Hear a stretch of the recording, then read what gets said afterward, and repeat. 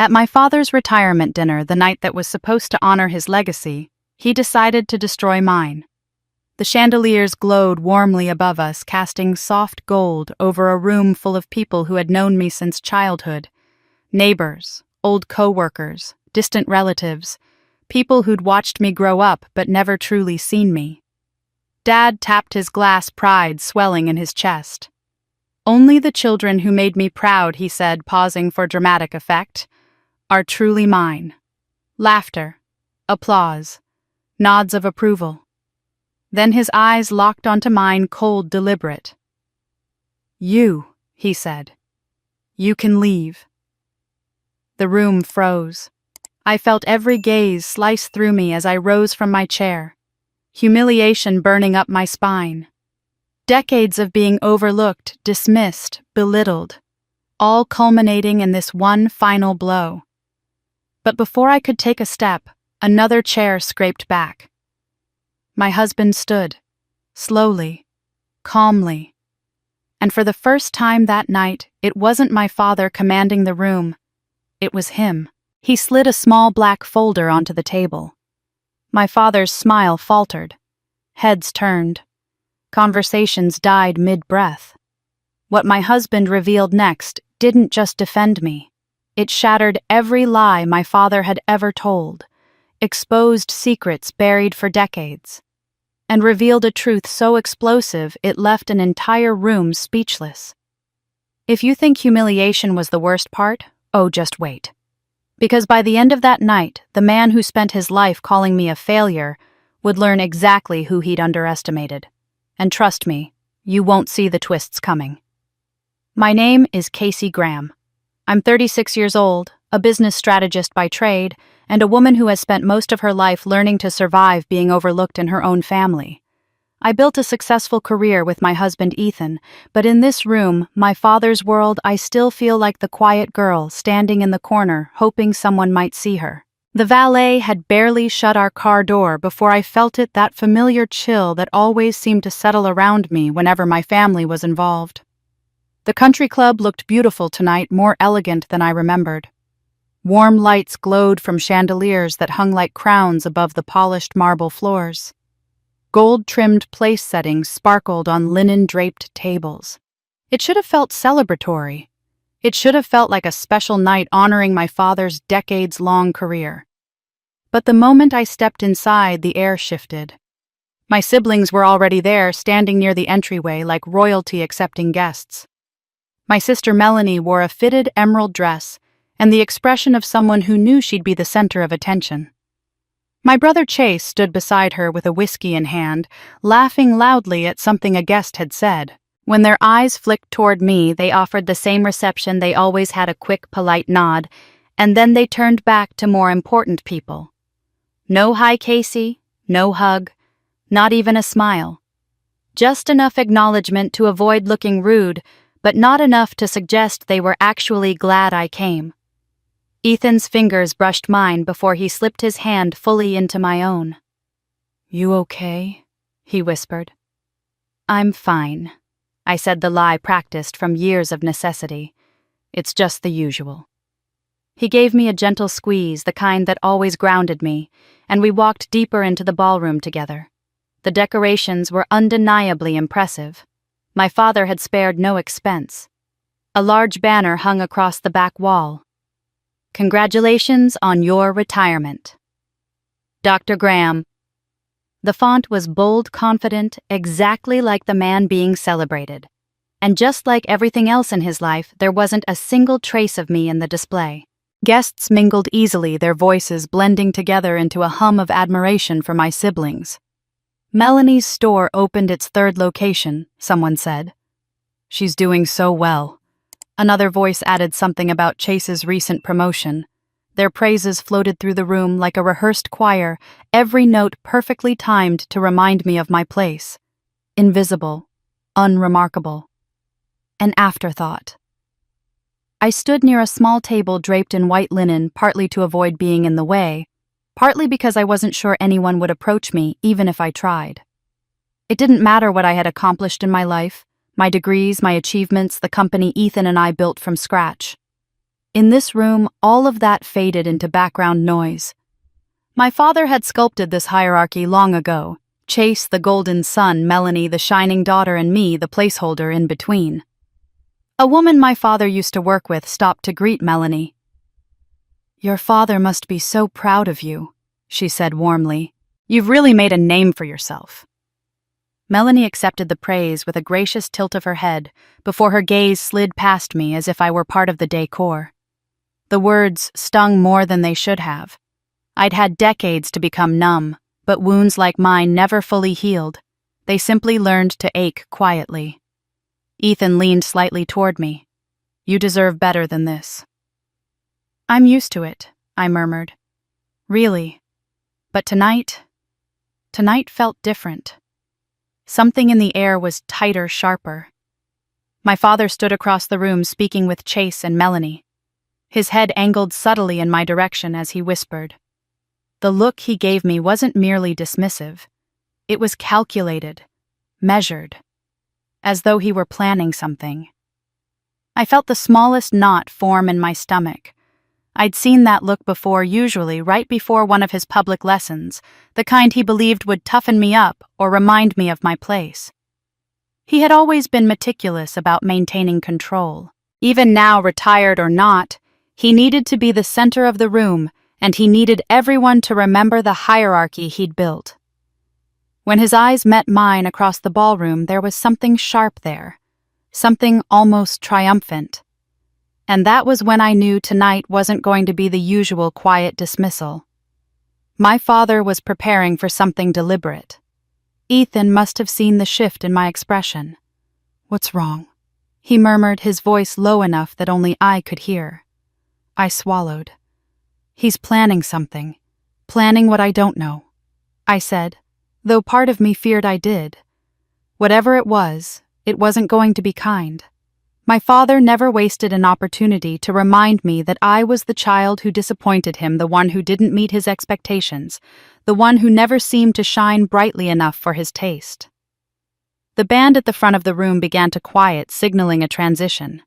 Conversation softened to a murmur. Chairs shifted. A few of the older guests drifted toward their tables, sensing that a program was about to begin. My father stepped away from my siblings. He straightened his jacket, tugged once at his cuffs, and began walking toward the podium, centered beneath the chandelier. His posture radiated satisfaction, confidence, and the faintest trace of malice. My breath caught. Ethan's hand tightened around mine. Whatever my father was about to do, he was enjoying the anticipation of it. He reached the podium, placed his hands on either side, and scanned the room with slow, deliberate pride. Then his gaze landed on me, sharp, gleaming, unkind. And in that moment, I understood one thing with absolute clarity. This wasn't going to be a celebration. It was going to be a spectacle with me at the center. My father lifted his glass, the beginnings of a smile curling on his lips, one that promised nothing good. And then, with a glint of something cruel in his eyes, he began to speak. My father adjusted the microphone with the practiced ease of someone who had spent a lifetime commanding attention. The buzz of conversation around the room faded almost instantly, the way it always had whenever he stepped into the role of center stage. Even the clinking of silverware quieted, as if the room itself knew to brace for one of his grand monologues. I felt my stomach tighten, though I kept my expression neutral. I'd heard hundreds of his speeches growing up, each a polished blend of self-praise and moral instruction, but something about the sharpness in his eyes tonight told me this one would carve deeper. He lifted his glass, letting the light catch the rim in a dramatic arc, and chuckled as though the evening amused him. "Thank you all for being here," he began, his voice filling the ballroom with ease. 40 years in medicine. That's not a small accomplishment." A few guests murmured their agreement. "I've dedicated my life to serving this community, building a practice from scratch and raising the bar for what patient care should look like. When I look back, I can honestly say I've lived with purpose and excellence." Scattered applause broke out. My father paused, basking in it, letting the praise wash over him like a spotlight he believed he rightfully owned. Of course, he continued, my greatest achievement isn't the number of patients I treated or the awards on my office walls. He placed a hand over his heart for dramatic effect. It's my children. Polite smiles spread across the room. A few women dabbed at their eyes, touched by his sentiment. I felt Ethan's thumb graze my knuckles, a quiet reminder that he was beside me even if tonight felt like enemy territory. My father turned toward Chase first, lifting his glass just slightly in acknowledgement. My son has made me incredibly proud, he said. Senior Vice President by 39, a natural leader, dedicated, trimmed from the same cloth I was. Chase straightened in his chair, modest but visibly pleased. Guests applauded enthusiastically, nodding at him with admiration. And then there's my daughter Melanie, my father said, pivoting his body toward her with smooth theatricality.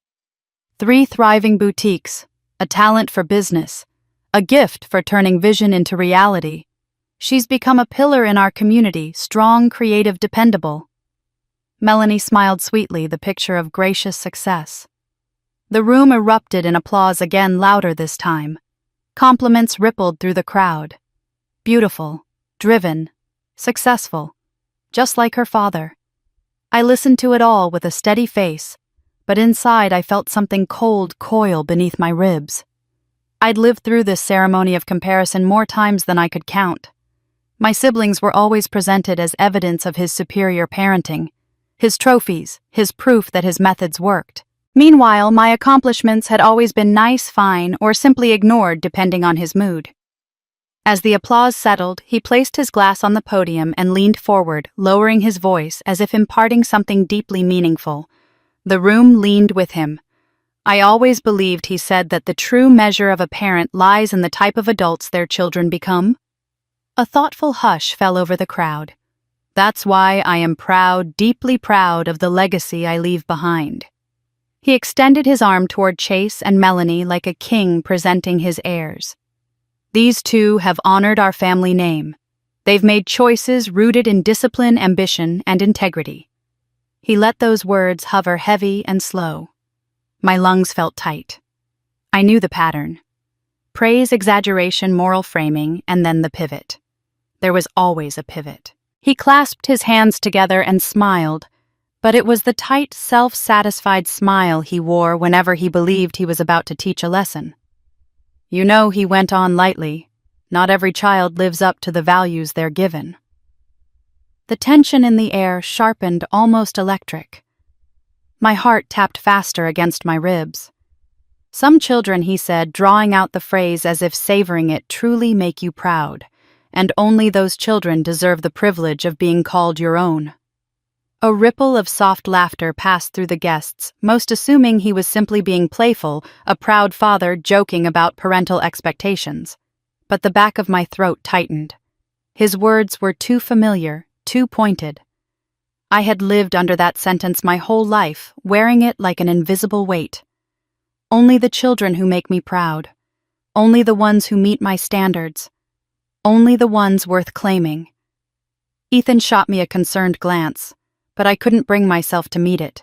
My father wasn't finished. He took a step back from the podium as if about to tie the speech together in a neat ribbon. Instead, he turned deliberately in my direction. And of course, he announced loud enough that even the servers froze mid-step. If you don't belong in that group, well, you don't have to stay. The words hit the air like a slap. A few guests gasped, others winced. Some looked away entirely ashamed to witness something so raw and ugly. The sound of laughter died so abruptly it felt like a vacuum sucked all the warmth out of the room. I felt my body go cold. My vision blurred at the edges. For a long moment I couldn't breathe.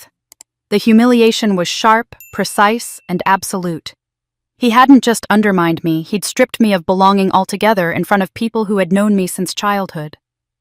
My father stood there calm, satisfied as if he'd done something noble. Ethan whispered my name under his breath, but it sounded far away. Everything felt distant. The chandeliers glinting overhead, the rustling of tablecloths, even the faint notes from the band packing up behind the curtain. My chest felt tight, but I forced myself to inhale. If he wanted to break me publicly, he would not get the satisfaction of watching me collapse. My chair felt impossibly heavy as I pushed it back. The legs scraped across the floor in a haunting, echoing screech. Slowly, deliberately, I rose to my feet. The room held its breath. Some people stared at their plates. Some watched me with pity. A few with morbid curiosity. I lifted my chin. My father's eyes met mine. He didn't look remorseful. He didn't look conflicted. He looked triumphant, like a man who believed he had finally put everything in order. The rejection felt total, final. I drew a shaky breath, willing my legs not to tremble. All the years of feeling small, unwanted, lesser, they converged into this single, unbearable moment played out before an audience. I could feel Ethan standing beside me, but before I could turn, before I could take a single step away from that awful place. A sudden, violent scrape split the air. Another chair had been shoved back, hard.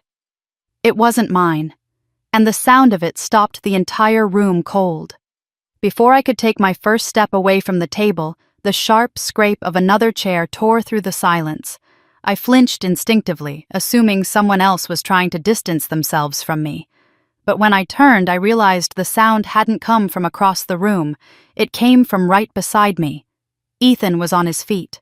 For a moment, the entire ballroom seemed to tilt. The stunned faces around us blurred as I tried to process what I was seeing. Ethan had always kept a respectful distance from my family's dysfunction. He'd been present, supportive, a steady anchor at every tense gathering, but never confrontational, never vocal. He understood how delicate the balance was, how quickly things could spiral. We had an unspoken agreement that he'd let me navigate my family on my terms. But the man standing next to me now was not the soft-spoken partner who usually blended quietly into the background. His jaw was tight, his posture rigid and controlled. His eyes, usually warm and gentle, held a cold, unmistakable fury that rippled through the room in a single shockwave. Even my father paused mid-smirk, thrown off by the sudden shift in energy. Ethan stepped closer, placing a steady hand on my shoulder. "Wait," he murmured, his voice low enough that only I could hear it. But the firmness in his tone rooted me in place. It wasn't a request. It was protection, calm, deliberate, and immovable. The whispers died. Forks hovered in mid-air. People leaned in despite themselves. My father had expected my humiliation to be quick, simple, and silent. He hadn't planned on Ethan stepping into the scene like a storm breaking the horizon. Ethan turned toward him, his voice clear and level. "I need you to explain yourself," he said. "Right now."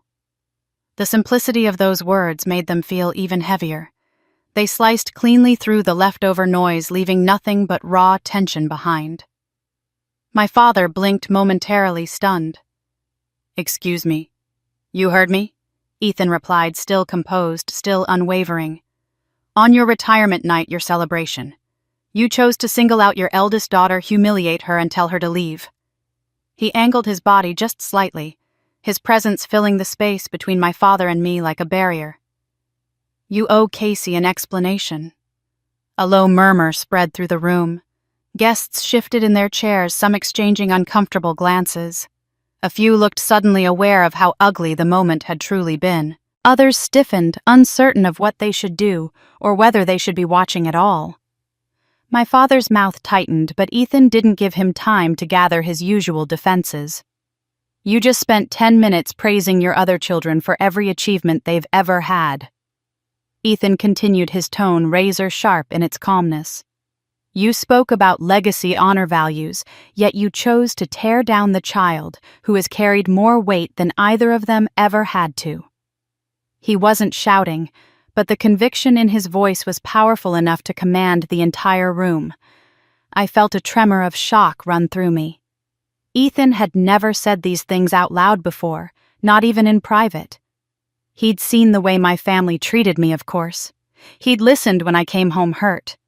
But to hear him articulate it, to frame it so clearly, so undeniably, felt like someone finally wiping fog off a mirror I'd spent my life staring into. My father straightened, bristling. "I won't be lectured in front of my guests. You'll answer the question." Ethan said, cutting him off so cleanly that a few people gasped. "Why do you speak about Casey this way? Why do you treat her like an outsider? What has she ever done to deserve your contempt?" The words echoed, settling on the room like dust. My father opened his mouth, closed it again, clearly searching for footing. His eyes darted between Ethan, me, and the watching crowd. In a different moment, he might have used charisma or authority to reclaim control, but Ethan had shifted the balance. The room was no longer on his side. Not fully. A tremor passed through my knees, though I stood still, held in place by a mixture of fear, gratitude, and disbelief. No one had ever defended me like this. Not once in 36 years. Every confrontation with my father had been one-sided, leaving me diminished and alone. Yet here Ethan stood calm, unshaken, refusing to let me walk away as the defeated one. I turned slightly to look at him, and the sight of his profile, tight jaw, controlled breathing, unwavering focus made my throat burn. He was fighting for me without hesitation, without apology, without fear of the consequences.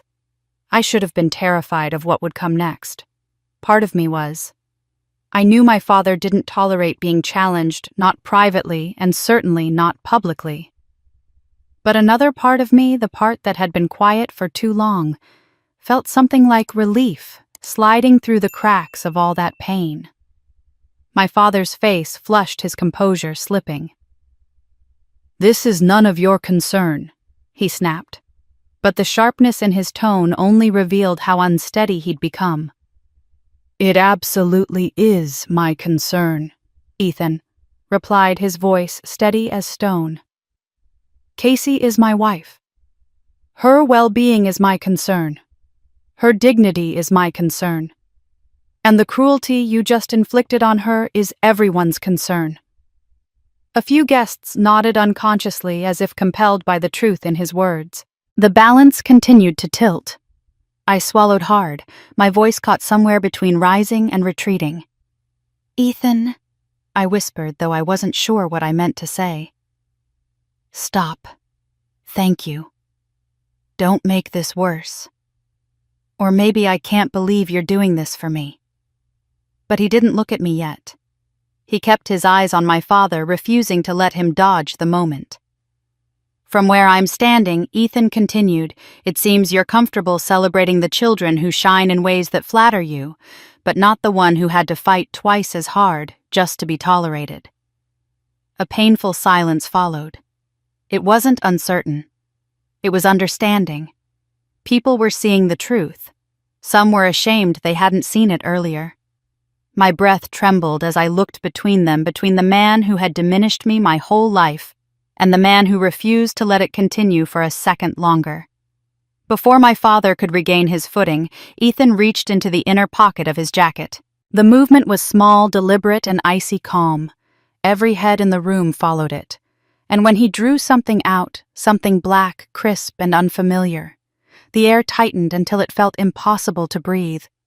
It happened so fast, Ethan's hand moving to his jacket, the room tightening around us, that for a split second I forgot to breathe. But before I could fully register what he was about to reveal, something inside me cracked open. Maybe it was the fear of what was coming next, or the shock of seeing my steady, gentle husband transform into someone fierce enough to shield me from an entire room. Whatever it was, it pulled me backward in time, dragging me into memories I had spent years burying. Memories that explained exactly why I had stood silent for so long. When I was little, my father used to say the same sentence so often it became a kind of family motto: "The eldest daughter must sacrifice." It didn't matter what the situation was, school chores, holidays, even my own birthdays. That line was the answer to everything. If my brother wanted something I had, I was told to hand it over. If my sister wanted the spotlight, I learned to step aside.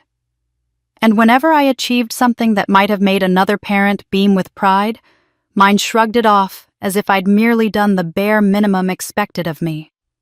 I still remember the first time I brought home a perfect report card. I was 8.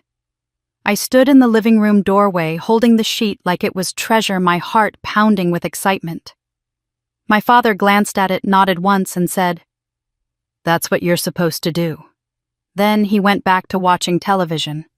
But when Chase passed a class he'd been failing, my father threw him a backyard barbecue so big half the neighborhood showed up. There were balloons, a cake, a banner congratulating him for what essentially amounted to not flunking out. I didn't say anything. I didn't know I was allowed to. Every award I earned after that, a statewide essay contest, a leadership certificate. A summer program acceptance met the same flat response. That's normal for someone like you. Don't get cocky. Your siblings need encouragement more than you do. Meanwhile, Melanie won a participation ribbon in a dance recital, and my father sent flowers to her teacher, thanking her for recognizing my daughter's talent. It didn't take long for me to draw the conclusion any child would nothing I did mattered. Not really. The only time I received attention was when someone needed something from me. Help your sister study. Keep an eye on your brother. Be responsible. Be patient. Be understanding. Be silent. Eventually, I learned how to disappear. It was easier than feeling the sting of being overlooked. I stopped asking for rides to school events. I stopped mentioning when I won competitions. I stopped expecting anything. And the less I expected, the easier it became for my father to pretend I required nothing at all. The pattern deepened as we grew older. I'd watch my father pour time, money, and praise into my siblings' hobbies, ambitions, and smallest victories. If they wanted art supplies or sports equipment, he bought the best. When I asked for poster boards for a science fair project, he told me to use scrap paper. If they needed help, he dropped everything. When I needed guidance, he was too busy, or he'd tell me to figure it out myself, since I was the mature one. I can still picture the night I asked him for help building a model for my 5th grade engineering challenge. I had worked on it for hours, but needed assistance with one tricky piece. He glanced at me from the doorway and said, "You're old enough to manage. Don't rely on other people for things you can do yourself." 10 minutes later, Melanie asked him to fix a bent tiara from her costume box, and he happily spent an hour repairing it. I don't think he ever realized how deeply these small moments burrowed into me, carving out a space where confidence should have been. By the time I reached middle school, I no longer believed I had the right to want anything. I made myself useful instead. Quiet, reliable, efficient. The invisible eldest daughter fulfilling her role exactly as expected. But nothing wounded me as profoundly as the year my mother got sick. She'd always been the only one who made the house feel warm, the buffer between my father's harshness and my growing self-doubt. But when she began to fade, everything changed. I was 12 when the doctors confirmed what we had all feared.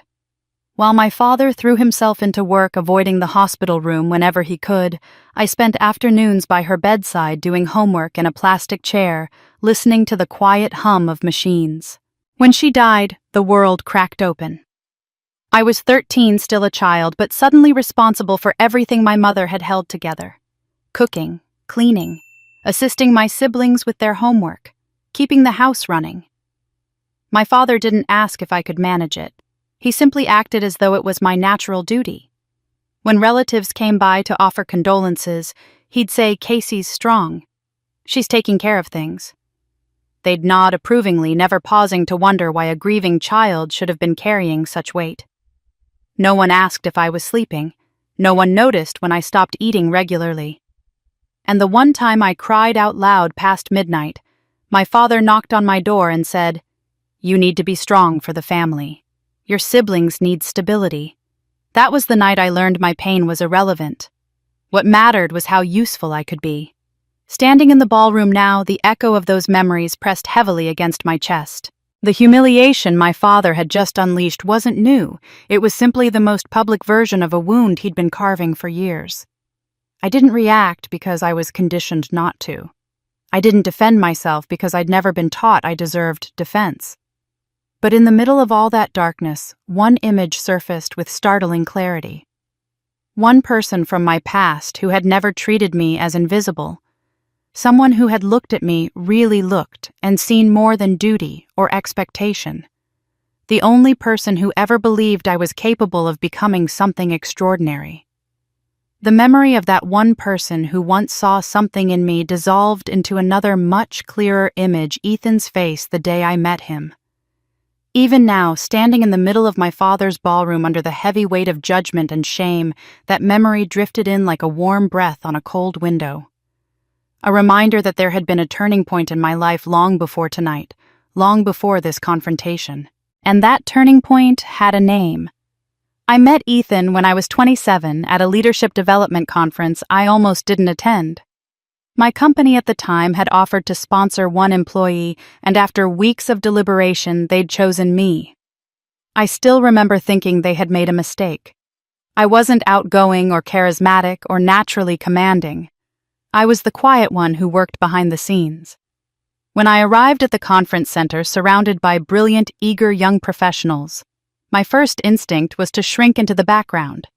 It felt like stepping into a room full of people who instinctively knew their worth while I was still trying to prove I had the right to be there. The first workshop was a chaotic competition of voices. Participants eagerly tried to outshine each other with bold declarations and confident speeches.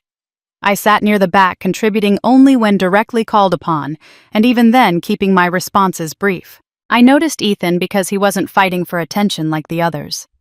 He took notes, listened carefully, and only spoke when he felt he had something meaningful to offer.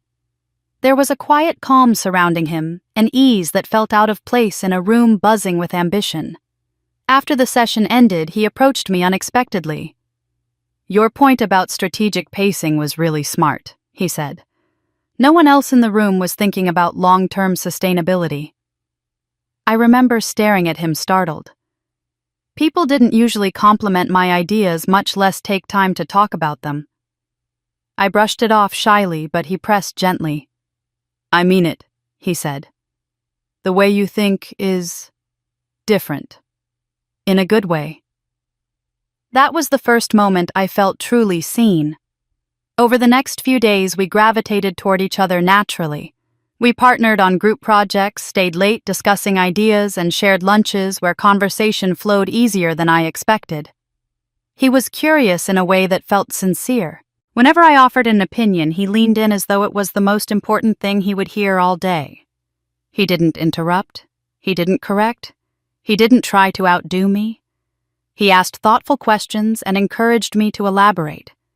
It felt disorienting to be treated that way, not because he was overly kind, but because he made me feel like my thoughts had actual value. At first, I struggled to accept it. Compliments made me uncomfortable. Praise felt undeserved. Whenever he pointed out something I had done well, I immediately minimized it or gave credit to someone else. He didn't challenge me directly, but I could feel his understanding. I think he recognized the pattern before I did. While others at the conference displayed their polished resumes and clear-cut career goals, Ethan admitted he wasn't sure where his life was headed. He came from a childhood marked by poverty and limits. He told me once in a quiet moment between workshops that the only thing he had ever been certain of was that he wanted to build a life better than the one he came from. Hearing that softened something in me. We were both navigating uncertain futures just from opposite ends of the emotional spectrum. As our relationship strengthened, Ethan quickly picked up on things I didn't even realize I was doing, deflecting credit, apologizing unnecessarily, shrinking whenever someone else took charge. He never criticized me for it. Instead, he consistently nudged me toward recognizing my own value. If I solved a difficult problem at work, he celebrated it. If I expressed doubt about a project, he countered with specific examples of my capability. He encouraged me to explore business ideas I used to dismiss before they even formed fully in my mind. It wasn't loud or forceful. He was simply steadfast, a quiet presence that pushed me to believe in myself the way he seemed to believe in me instinctively. But while he supported me wholeheartedly, I never told him the full truth about my family. I offered vague explanations. "We're not close. It's complicated. We're just different people, hoping they would satisfy his curiosity." Every time he asked questions, I smiled and changed the subject. I didn't want him to see the ugliness behind the polite facade I maintained. I feared that if he knew the extent of my father's cruelty, he might look at me differently, wonder what I had done wrong. Part of me even worried he wouldn't believe me. After all, my father was admired in our community, charming, respected, People adored the version of him they saw. Still, Ethan noticed things. He noticed the way my shoulders tensed whenever I received a call from my father. He noticed how I spent days preparing myself emotionally for family gatherings only to come home with that same quiet sadness in my eyes. He noticed my voice changed when I talked about my childhood flattening into something timid and careful. I thought I was hiding the truth, but I was only hiding the details. The wounds were visible no matter how deeply I tried to bury them. 3 months before this retirement dinner, when the invitation arrived in the mail, Ethan studied me as I read it. I tried to smile, but he saw through it. He asked if I wanted to go, and I told him yes, because it felt like the thing I should do. But even then, I think he sensed something brewing beneath the surface. My father wasn't the type to throw a simple party. He liked theatrics' power hierarchy. Something about the timing, the extravagance, it didn't sit right with Ethan. Quietly, without telling me, he began preparing. Gathering documents, asking questions, watching.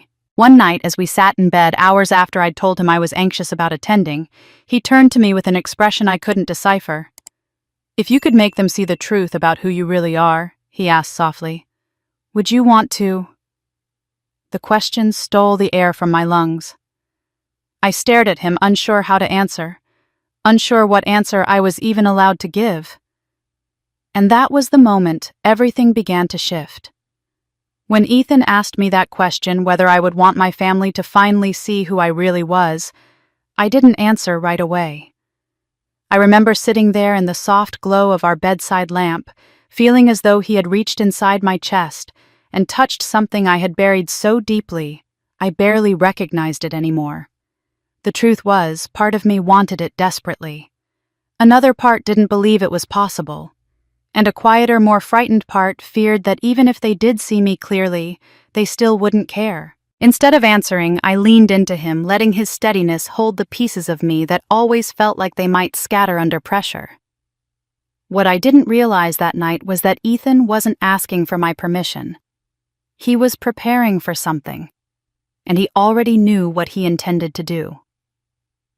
Our rise began far from the polished spaces my family admired in an old, drafty garage with cracked concrete floors and a roll-up door that rattled whenever the wind picked up.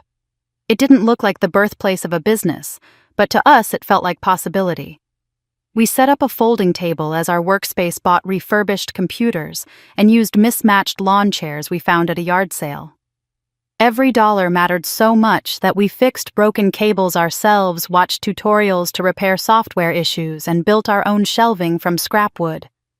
There were nights the heater went out and we worked in coats, our breath fogging in the cold air. But it was ours. During those early months, we lived on caffeine determination and an unspoken refusal to give up. Ethan handled the systems, the technical frameworks, the operations. Everything that required the kind of meticulous patience he excelled at. I focused on strategy, client relations, pitch decks, and understanding the deeper issues behind the problems companies brought to us. We were opposites in all the right ways, filling each other's gaps with instinctive ease. Despite the exhaustion, those were some of the most exhilarating days of my life. Every small win felt monumental. The first time a client signed a contract, we celebrated with cheap takeout in the garage, sitting on overturned buckets because we hadn't bought real chairs yet. The first time we received an unsolicited positive review, I stared at the screen for so long, Ethan had to gently tap my shoulder to make sure I was breathing. And the first month we finally turned a profit, we stayed up until 3 a.m. planning how to reinvest it. We told no one what we were building. Not because we wanted secrecy for the sake of mystery, but because we knew what would happen if my family found out. Their criticism would have been relentless, their doubt crushing. So we learned to build confidence in our work rather than seek it from others. The secrecy became a shield, a way to protect something precious while it was still fragile.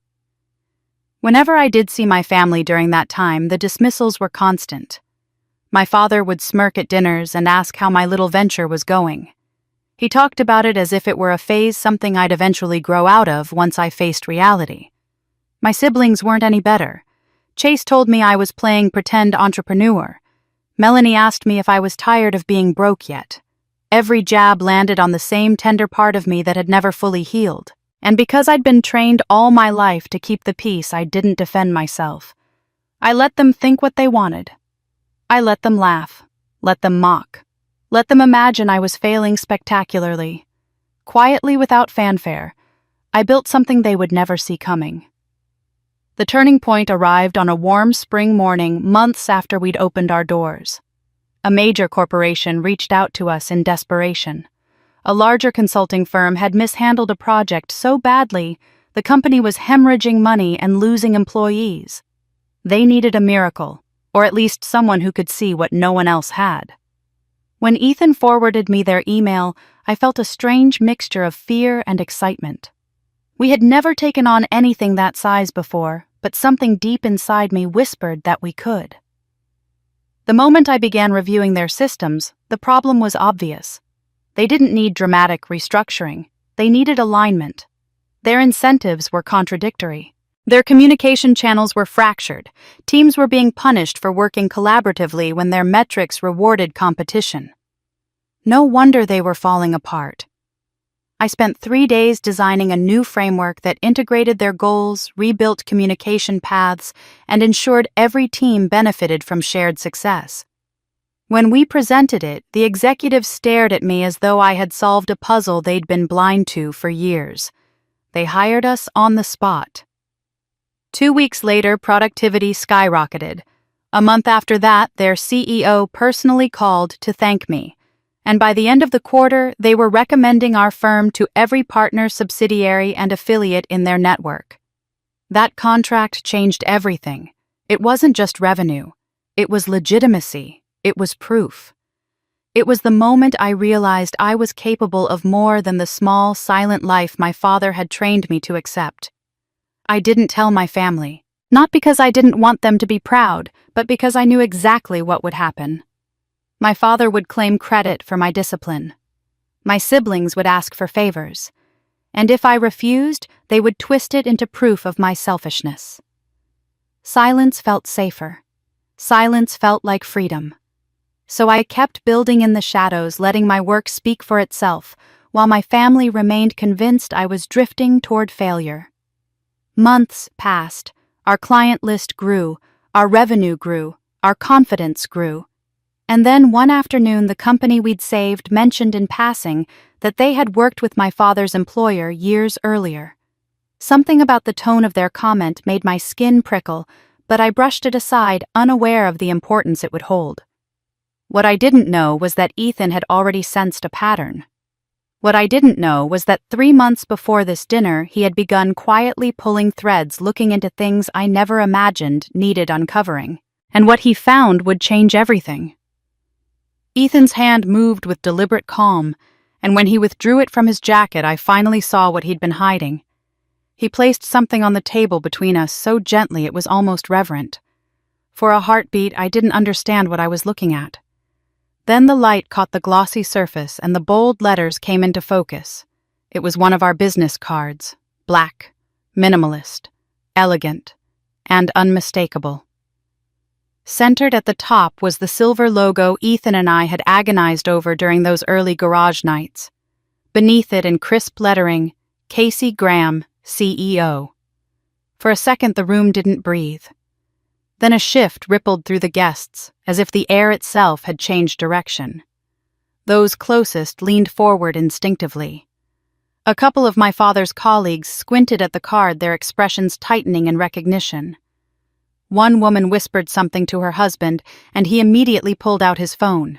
More guests followed suit, screens lighting up around the room. I watched as their faces changed, first confusion, then realization, then disbelief. They recognized the company name. Some of them had read articles about it. A few had probably recommended it to others without ever imagining the woman behind it. The murmurs grew louder, swirling around the table in growing waves of curiosity. My father stared at the card as though Ethan had placed a venomous creature in front of him. His fingers twitched on the edge of his wine glass, but he didn't pick it up. For the first time all evening, the confidence drained from his face. Not completely, he was too practiced for that, but enough that the mask faltered. Ethan didn't give him time to recover. He straightened his voice, carrying easily through the unsettled room. "Casey isn't going anywhere," he said, not loudly, but with absolute clarity. The firmness in his tone resonated like the strike of a gavel. "But tonight everyone will hear the truth about the woman you've all underestimated." The room froze again. Conversations halted mid-whisper. Even the servers standing near the door stiffened, as though they had been caught in the middle of a secret. Someone at the far end of the table tried to interject, but Ethan continued without acknowledging them. My father shot to his feet, trying to reclaim dominance, but the momentum had already shifted. His earlier authority had been rooted in the belief that everyone in the room saw the story his way. But now people were scrolling through their phones, comparing facts, reading headlines. His version of me failure, embarrassment, disappointment was being challenged in real time. "This is unnecessary," he snapped, trying for indignation, but landing somewhere closer to shaken annoyance. "This is my retirement dinner, not." Ethan cut him off with a calmness that silenced even the boldest of spectators. "It's the perfect place," he said, "because the cruelty you displayed tonight didn't happen in private. You chose a public stage, and you did it believing no one would question you." My father opened his mouth, but the words tangled. He wasn't used to being interrupted. He wasn't used to losing control of a narrative, and certainly not to a man he'd always assumed was unremarkable. Around us, the atmosphere continued to thicken with anticipation. People were no longer pitying me, they were studying me, re-evaluating me, reconsidering every assumption they'd ever made based on my father's version of the truth. My pulse hammered in my ears. I felt heat crawl up my neck. For years I had hidden this part of myself from my family, my career, my success, my leadership. Not because I was ashamed, but because revealing it would have started a war I wasn't strong enough to fight at the time. Now the war had come anyway. Part of me wanted to reach out, tug at Ethan's sleeve and whisper, "Please stop." For most of my life, confrontation had led only to more humiliation, more punishment, more dismissal. That instinct to shrink, to minimize, to retreat was woven into my bones. But then I looked at Ethan, really looked. His expression wasn't triumphant or angry or vengeful. It was steady, devoted, fierce in the way only love could be. He was doing this because he refused to let me walk away broken again. Because he believed I deserved to be seen. Because he wasn't afraid of my father the way I had always been taught to be. He had brought the truth into the room not for spectacle, but for me. And suddenly I realized I didn't want to stop him. Not this time. I felt something shift inside me, small but powerful, like the first deep breath after years of shallow ones. My hands trembled, but not from fear, from release. From the possibility that this moment, as terrifying as it was, might become the first time in my life where I didn't stay silent. I turned toward Ethan. He met my gaze, immediately searching my face with the gentleness only I ever saw in him. It took everything I had to lift my chin, but I managed it. I nodded. Just once. Permission. Ethan's eyes softened, but his resolve hardened. He turned back to my father, ready to speak again. But before he could, my father let out a sudden booming laugh, a laugh too loud, too sharp, drenched in contempt. It cut through the room, causing several people to flinch. "Casey!" he scoffed, shaking his head as if the idea itself were absurd. "What could she possibly have that's worth mentioning?" My father's laugh rang through the ballroom like something sharp thrown against a wall. It echoed off glass and marble, bouncing around the stunned silence that followed. When he finally stopped, he fixed Ethan with a look of pure disdain before turning that same contempt on me. "Casey." He scoffed again, as though the sound of my name itself were funny. "She hasn't accomplished anything worth talking about. Whatever that card says, it's either luck or something your husband built while she tagged along. Let's not pretend she's capable of anything on her own." He waved a dismissive hand, flicking his fingers as if swatting away a fly. The casual cruelty in the gesture made something in my chest twist. It wasn't new, not even close, but hearing it tonight in front of so many people felt like stepping into a familiar nightmare with no door out. Some guests frowned visibly uncomfortable.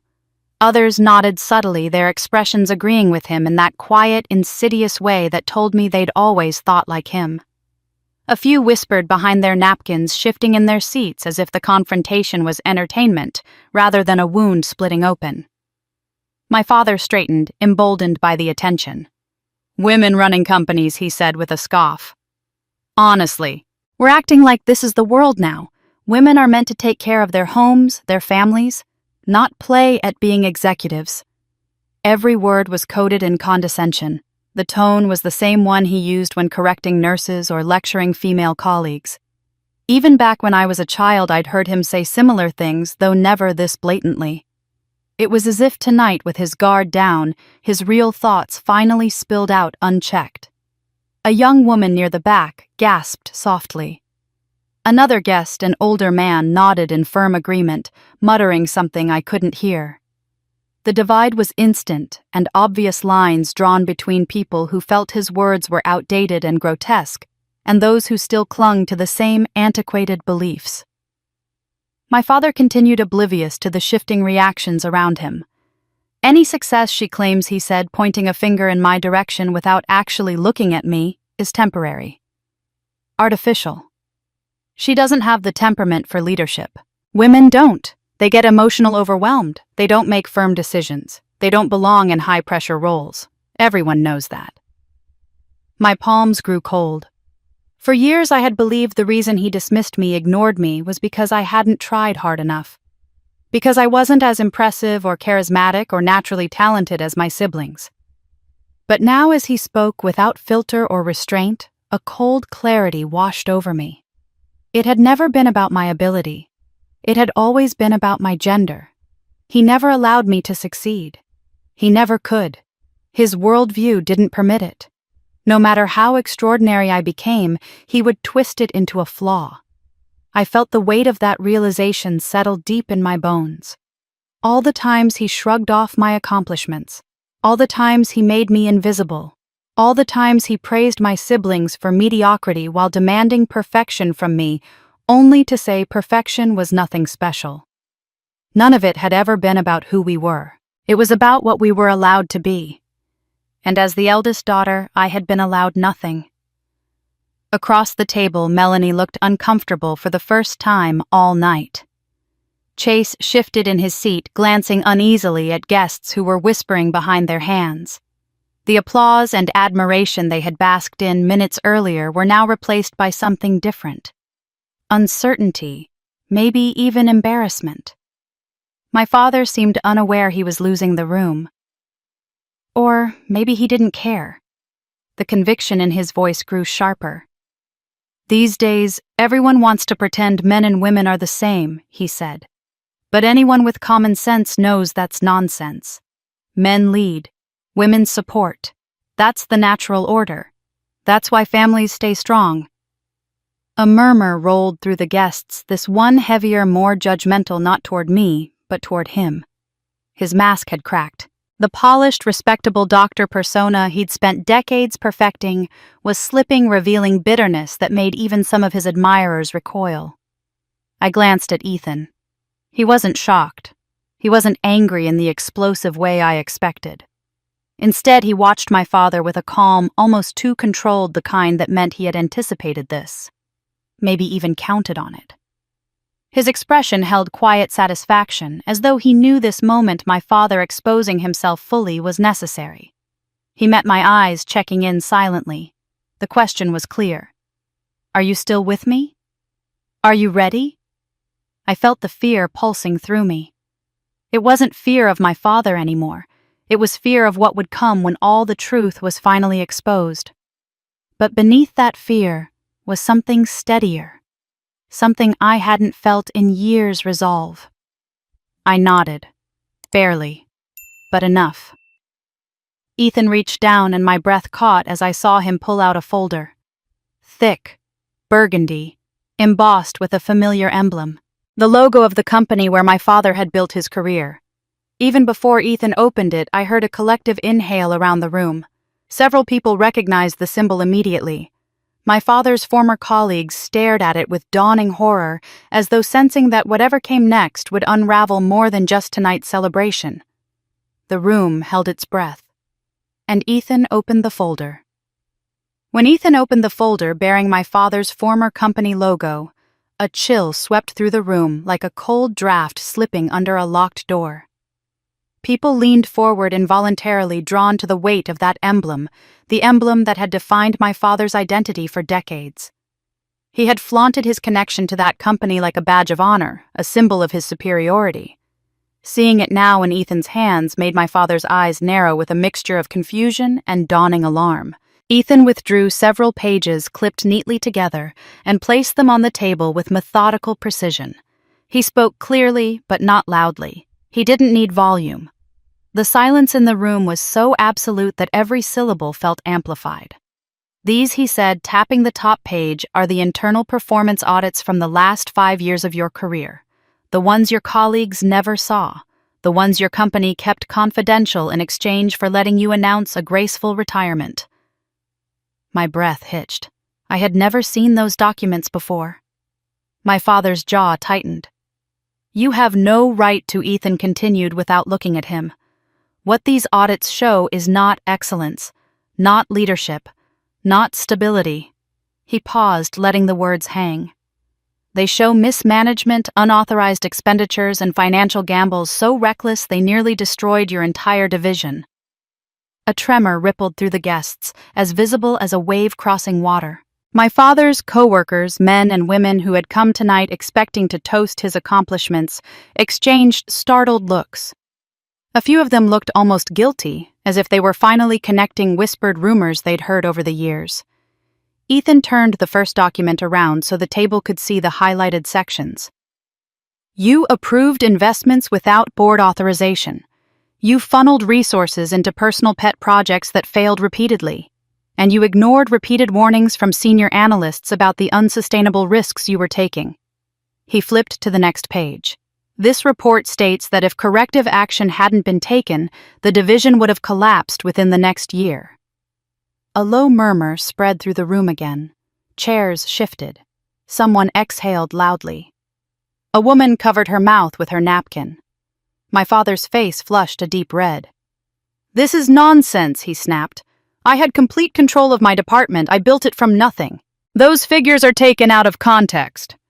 But his voice shook, and the guests heard it. Ethan lifted another sheet.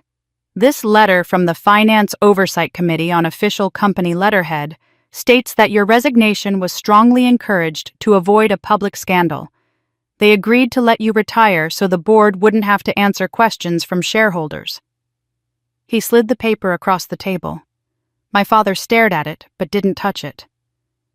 And here, Ethan added, pulling out another document is the formal recommendation for termination. A gasp cut through the room. For a moment, I forgot to breathe. I'd always believed my father's retirement was voluntary. He had told everyone he left on his own terms at the height of his career because he wanted more time to relax. He used that narrative to boost his ego to maintain the myth of his superiority. Hearing the truth now felt surreal, like watching a statue crumble from the inside. My father opened his mouth, closed it, then opened it again as if words might appear through desperation alone. This is fabricated, he insisted. All of it, a pathetic attempt to humiliate me. Ethan ignored him and pulled out another set of pages. These were printed emails. I didn't recognize them at first until I saw my own company's name in the header.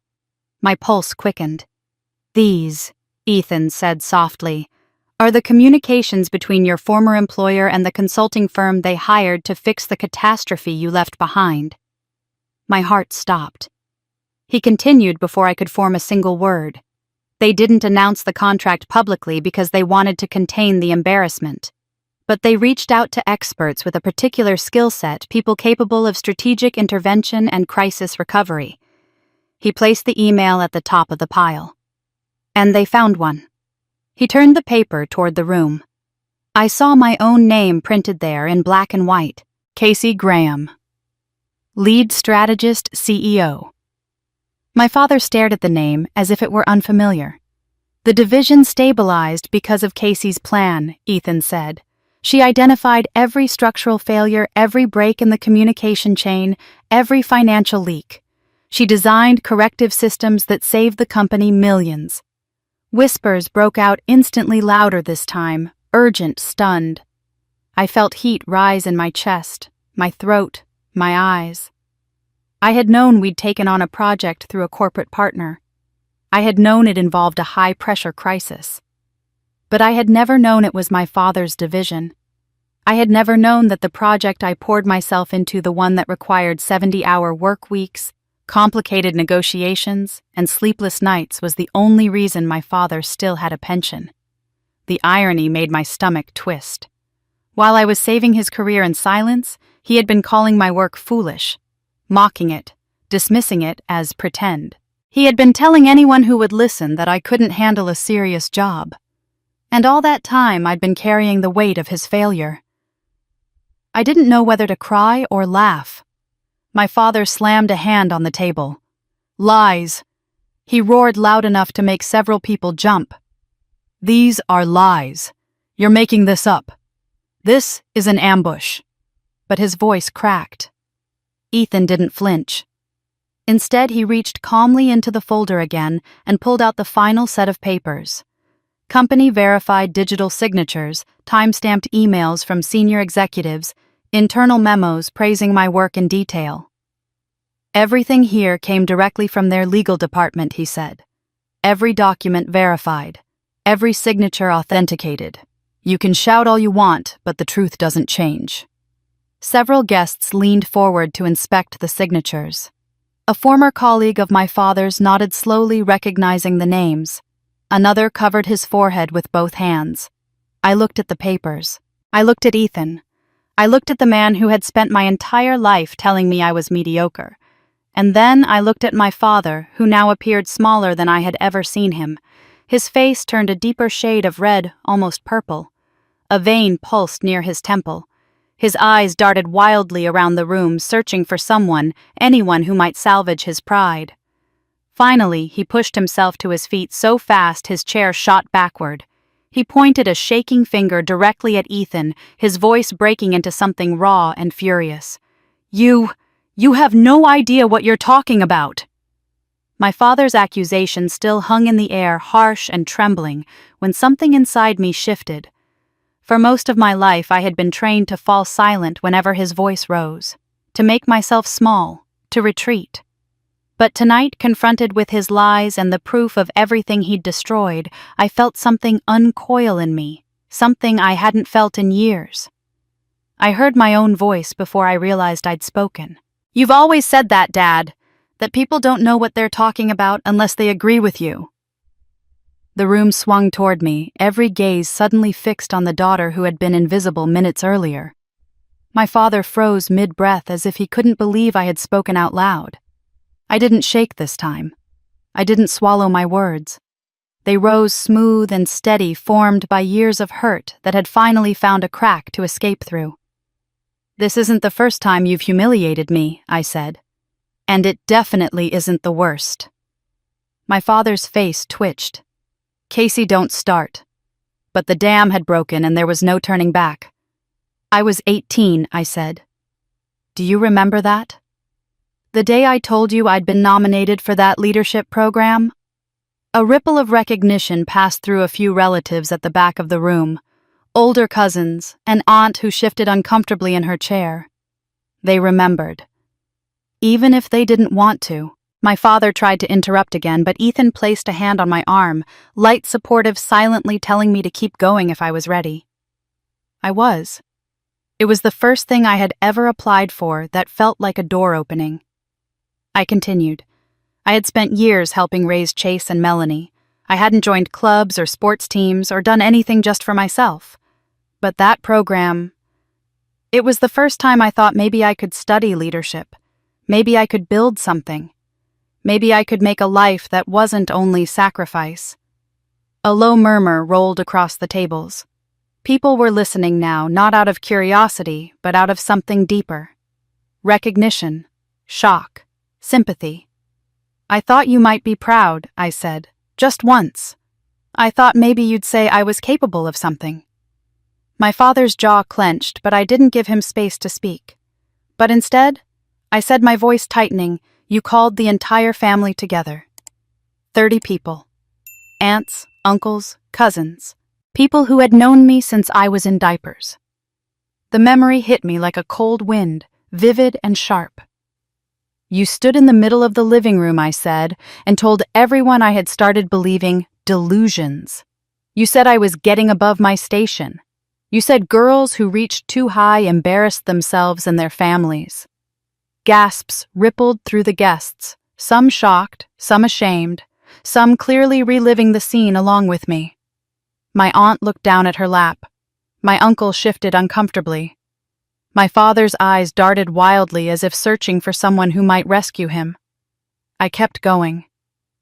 "You laughed," I said softly. "You told everyone I needed to be put back in reality. You told me my purpose was to find a husband, not to lead, not to dream, just to serve." The humiliation came back so clearly that for a moment I felt 18 again, small, raw, burning with tears I wasn't allowed to shed. "And it wasn't just you," I said, turning toward my siblings. Melanie dropped her gaze, suddenly very interested in her napkin. Chase stiffened his jaw tight. "You joined in," I said. "You called me delusional, arrogant. You said I was pretending to be better than everyone."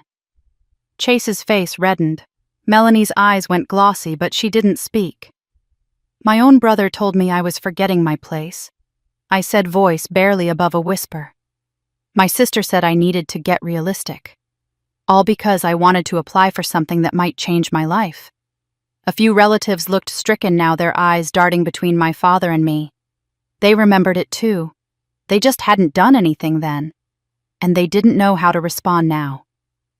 That night, I said something inside me broke. My hands trembled slightly, but Ethan's hand on my arm steadied me. "I packed a small suitcase," I said. 2 pairs of jeans, a sweater, a couple of notebooks, and $40 I had saved from babysitting. I walked out the front door and I waited. My throat tightened. I waited to hear someone call my name. I waited for Mom's voice or yours or anyone's. I waited for someone to say they were sorry, or that they didn't mean it, or that they wanted me to stay. The silence in the room thickened heavy and suffocating. "But nobody came," I said. "Nobody called after me. Nobody checked where I was going. The only sound I heard was the television turning on again." A deep ache spread through my chest, but I held my head high. I was 18, heartbroken and basically homeless, I said. But for the first time in my life, I was free. I could breathe without wondering what I had done wrong. I could exist without being told I wasn't enough. I saw my father clench his fists, his mouth trembling with anger, embarrassment, denial. It didn't matter. The truth was stronger than his fury. I tried calling a few times. I continued, voice softer now. Birthdays, holidays. I thought maybe things would change. Maybe you would change. I shook my head. But every time we spoke, you criticized my choices, told me I was making mistakes, or asked me to give money to Chase or Melanie. Not once, not one single time did you ask how I was doing. A tear finally slipped down my cheek, but I didn't look away from him. "You didn't lose me," I said. "You pushed me away, and you never looked back." The room was utterly still. No whispers, no shifting chairs, only breath and tension, and the weight of every truth that had finally been spoken into the open. Then Ethan gently squeezed my hand. And in the stunned, breathless silence, he turned to the crowd and said quietly, "But that's not the whole story." For a moment after Ethan spoke, the room stayed suspended in a kind of stunned hush. My story hung heavy in the air, raw and exposed, and I felt the quiet tremor in my own chest as I waited for whatever Ethan would say next. His hand was still wrapped around mine, warm and steady, grounding me in a way I desperately needed. When he began speaking again, his voice was gentle, but carried the unmistakable certainty of a man who no longer intended to let lies define me. He stepped slightly forward, his presence commanding but never harsh. "There's something all of you need to understand," he said, sweeping his gaze across the crowd. "Casey didn't just survive what she came from. She built something extraordinary out of it. Something far more impressive than any of you realize." A few guests shifted their eyebrows, raising with genuine curiosity, now nothing like the polite indifference they had shown when I first entered the room. Ethan lifted the business card he'd placed on the table earlier, holding it between two fingers. "This card doesn't just represent a title," he said. "It represents the heartbeat of a company that has become one of the fastest-growing consulting firms in this region. And that growth didn't happen because of me. It happened because of Casey." My breath caught, but I didn't interrupt. I could hardly trust myself to speak anyway. Ethan continued. "People assume I'm the one steering things because I handle the technology and operations. But the real direction, the strategy, the innovation, that's her. She sees problems before they take shape. She recognizes patterns others overlook. She understands people systems and long-term consequences better than anyone I've ever worked with." Heads turned toward me slowly, some with disbelief, others with dawning recognition. "Fortune 500 companies request her by name," Ethan said. "Her analyses, her solutions. They've saved corporations millions. Her work is studied in business programs. She's been invited to speak at conferences across the country." A murmur swept through the room. Several guests looked visibly embarrassed, probably remembering the dismissive glances they'd given me earlier. My father's eye twitched, but he stayed silent. For once, he didn't have a quick retort. Ethan's voice softened. "But the part that makes me the proudest has nothing to do with corporate success." He paused, letting the words settle. I felt the shift in the room, the emotional pull drawing people closer. "When the pandemic hit," Ethan said, "and businesses were collapsing left and right, Casey didn't focus on chasing big clients or maximizing profit. She did the opposite. She turned her attention to small, struggling businesses, places most firms ignored because they couldn't pay much." My heart thudded heavily. I remembered those days vividly, the exhausted owners, the tearful calls, the desperate emails. But I didn't say anything. I let Ethan tell it. "She worked with dozens of family-run shops," he said. "Bakeries, barber shops, daycare centers. Tiny places that didn't stand a chance without help. She restructured their operations, redesigned their marketing plans, renegotiated contracts on their behalf, hours upon hours of work she didn't charge for because she believed their survival mattered." A woman in the second row dabbed at her eyes. She wasn't the only one. When I asked her whether we could afford to keep doing that, Ethan continued, she said something I'll never forget. "This is what my mother would have done." My throat tightened instantly. A wave of emotion hit me from the inside out. I had said those words quietly, almost to myself late one night when Ethan asked if we should focus on bigger clients. I hadn't known he remembered. "She said helping people wasn't about who could pay," Ethan added. "It was about who needed it. Her generosity saved businesses that would never have made it through without her." The room took in those words with an almost reverent silence. "And that Ethan said is the woman standing in front of you tonight. A woman who does the right thing even when nobody is watching. Especially when nobody is watching." I felt tears well in my eyes, but I didn't look away. Ethan drew a breath before speaking again. "Most of you don't know this either, but Casey funds a scholarship program. Quietly, anonymously. She doesn't put her name on it or seek attention for it." The crowd leaned in closer, sensing something significant. "She created a fund for underprivileged students in her father's hometown kids who came from households like hers. Students with potential but no support. She's put 17 young people through college in the past 5 years." A gasp rippled through the guests. I swallowed hard. I never talked about this program, not even with close friends. It wasn't something I did for praise. It was a promise I made to myself long ago that no child with dreams would feel as alone as I had. "Casey believes in giving others the chances she was denied," Ethan said. She spends tens of thousands every year on students she's never met, and she never tells anyone, not for one simple reason. He paused, his voice gentle. Because she remembers what it feels like to need someone to believe in you. My chest tightened, not with pain, but with something deeper, something like old grief mixing with new strength. Around the room, people were crying. Even some of my father's old colleagues wiped their eyes. The contrast between my father's cruelty and the life I had chosen to build was so sharp it seemed to reverberate through the air.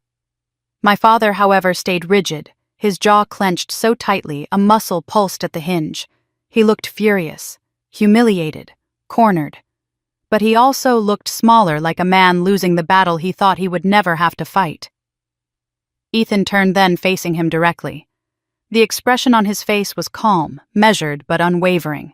When he spoke, his voice carried through the room with a gravity that made every head lift, every breath pause. "But there's something else you need to know," Ethan said quietly. "Something even Casey didn't fully realize until recently."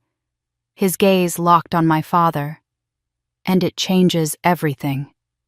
Ethan didn't look away from my father as he spoke those final words. But I felt the shift in the air turn toward me again, the tension tightening like a wire drawn between the past and the present.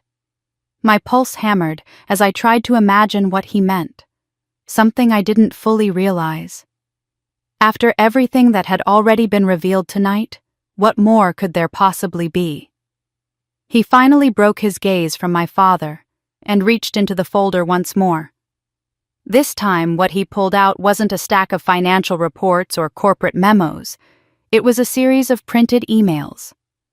I recognized the formatting, instantly personal messages, not professional documents, and my stomach dropped as my eyes skimmed the subject lines written in bold black ink. My name appeared in every single one of them. Ethan laid the first email on the table, turning it so I could see it clearly. But I didn't need help recognizing it. The small, sinking feeling I'd had years ago, the one I pushed down and tried to forget, surged back into my chest. That first one, Ethan said softly, was forwarded to Casey by accident, 5 years ago. I swallowed hard. I remembered that day. I had just finished a second-round interview with a company I had admired for years. The meeting had gone exceptionally well. They'd hinted at an offer. I'd gone home with more hope than I'd felt in a long time. And then a notification pinged on my phone. A message forwarded from Melanie accidentally. Instead of copying someone else, she had added me. At first, I thought it was a harmless mistake until I opened it and saw my own name in sentences that made my world tilt. Even now, seeing the printed copy on the table made bile rise in my throat. Ethan lifted the email. This, he said, addressing the room, was sent to the hiring manager at the company Casey was interviewing with. He began reading it aloud. "In case you need background, the email said you should know that my sister Casey is emotionally unstable and tends to exaggerate her accomplishments. She makes things up to seem impressive. She also struggles with reliability and has a history of quitting things when they get difficult." I felt my heart twist painfully at every lie. Gasps echoed around the room. One woman near the center clutched her pearls, looking horrified. Ethan placed the first email down and lifted another. "And here is one from Chase sent on the same day. Notice how the language matches." He read, "Just wanted to give you a heads up. Casey is a bit dramatic and can be unpredictable. She's not great under pressure, and sometimes she imagines opportunities are bigger than they really are. She means well, but I'd hate for your company to deal with the consequences." A few people groaned audibly, shocked by the blatant malice. Ethan laid the second email next to the first, then revealed a third. "And this," he said, "is the message the two of them sent to each other, coordinating the lies, making sure they used the same phrases so the stories would match." I stared at the page, anger and heartbreak tangling in my chest. The email was short but devastatingly clear. "Make sure you mention she exaggerates things. That'll line up with what I said. And remind them she's not good with pressure." I felt my vision blur for a moment, memories slamming back into me like waves. I remembered crying alone in my small apartment after the rejection, thinking I'd failed, thinking I wasn't good enough, thinking the interviewers had seen something lacking in me that I hadn't realized. All the while, the truth was sitting in my inbox, forwarded by mistake. Ethan spread the emails across the table like a map of betrayal. These weren't misunderstandings, he said. This wasn't miscommunication. This was deliberate sabotage. My siblings sat frozen pale, their earlier arrogance drained out of them. Melanie's lips trembled, but no apology formed. Chase looked like he wanted to disappear under the table. Around the room, guests whispered in disbelief, some shaking their heads, some openly glaring at them. My father stared at the emails, shocked into silence. For once, he didn't even attempt an insult. Ethan continued, his voice steady. That job could have changed Casey's entire trajectory at the time. She lost it because her own family decided she didn't deserve the chance to succeed. Melanie found her voice first, though it cracked on the way out. We weren't trying to hurt her, she said weakly. We were trying to keep her from embarrassing herself. She always gets ideas that are too big. We thought she'd be miserable in that job. Someone scoffed loudly. A woman near the end of the table muttered, "Unbelievable." Chase scrambled to justify himself. We were helping her. She would have thanked us eventually. She's always reaching for things she's not ready for. Dad taught us to keep her grounded. A disgusted murmur swept through the audience. An older woman shook her head, appalled. "What kind of family does this to their own?" she whispered harshly. I let their excuses wash over me, each one slicing deeper. They weren't sorry. They weren't remorseful. They weren't even aware of how cruel they'd been. To them, my dreams had always been a threat, something that needed to be stomped out before it grew into something real. I felt an ache tighten in my chest as the memory of that lost opportunity resurfaced.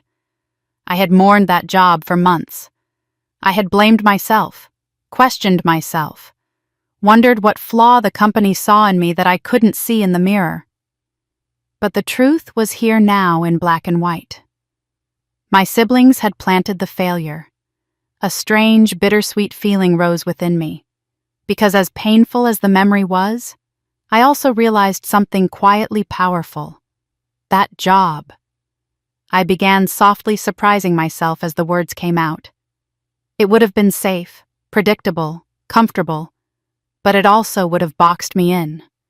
The room listened, holding its breath. When they sabotaged me, I thought it meant I wasn't enough. I thought it meant I wasn't meant for big things.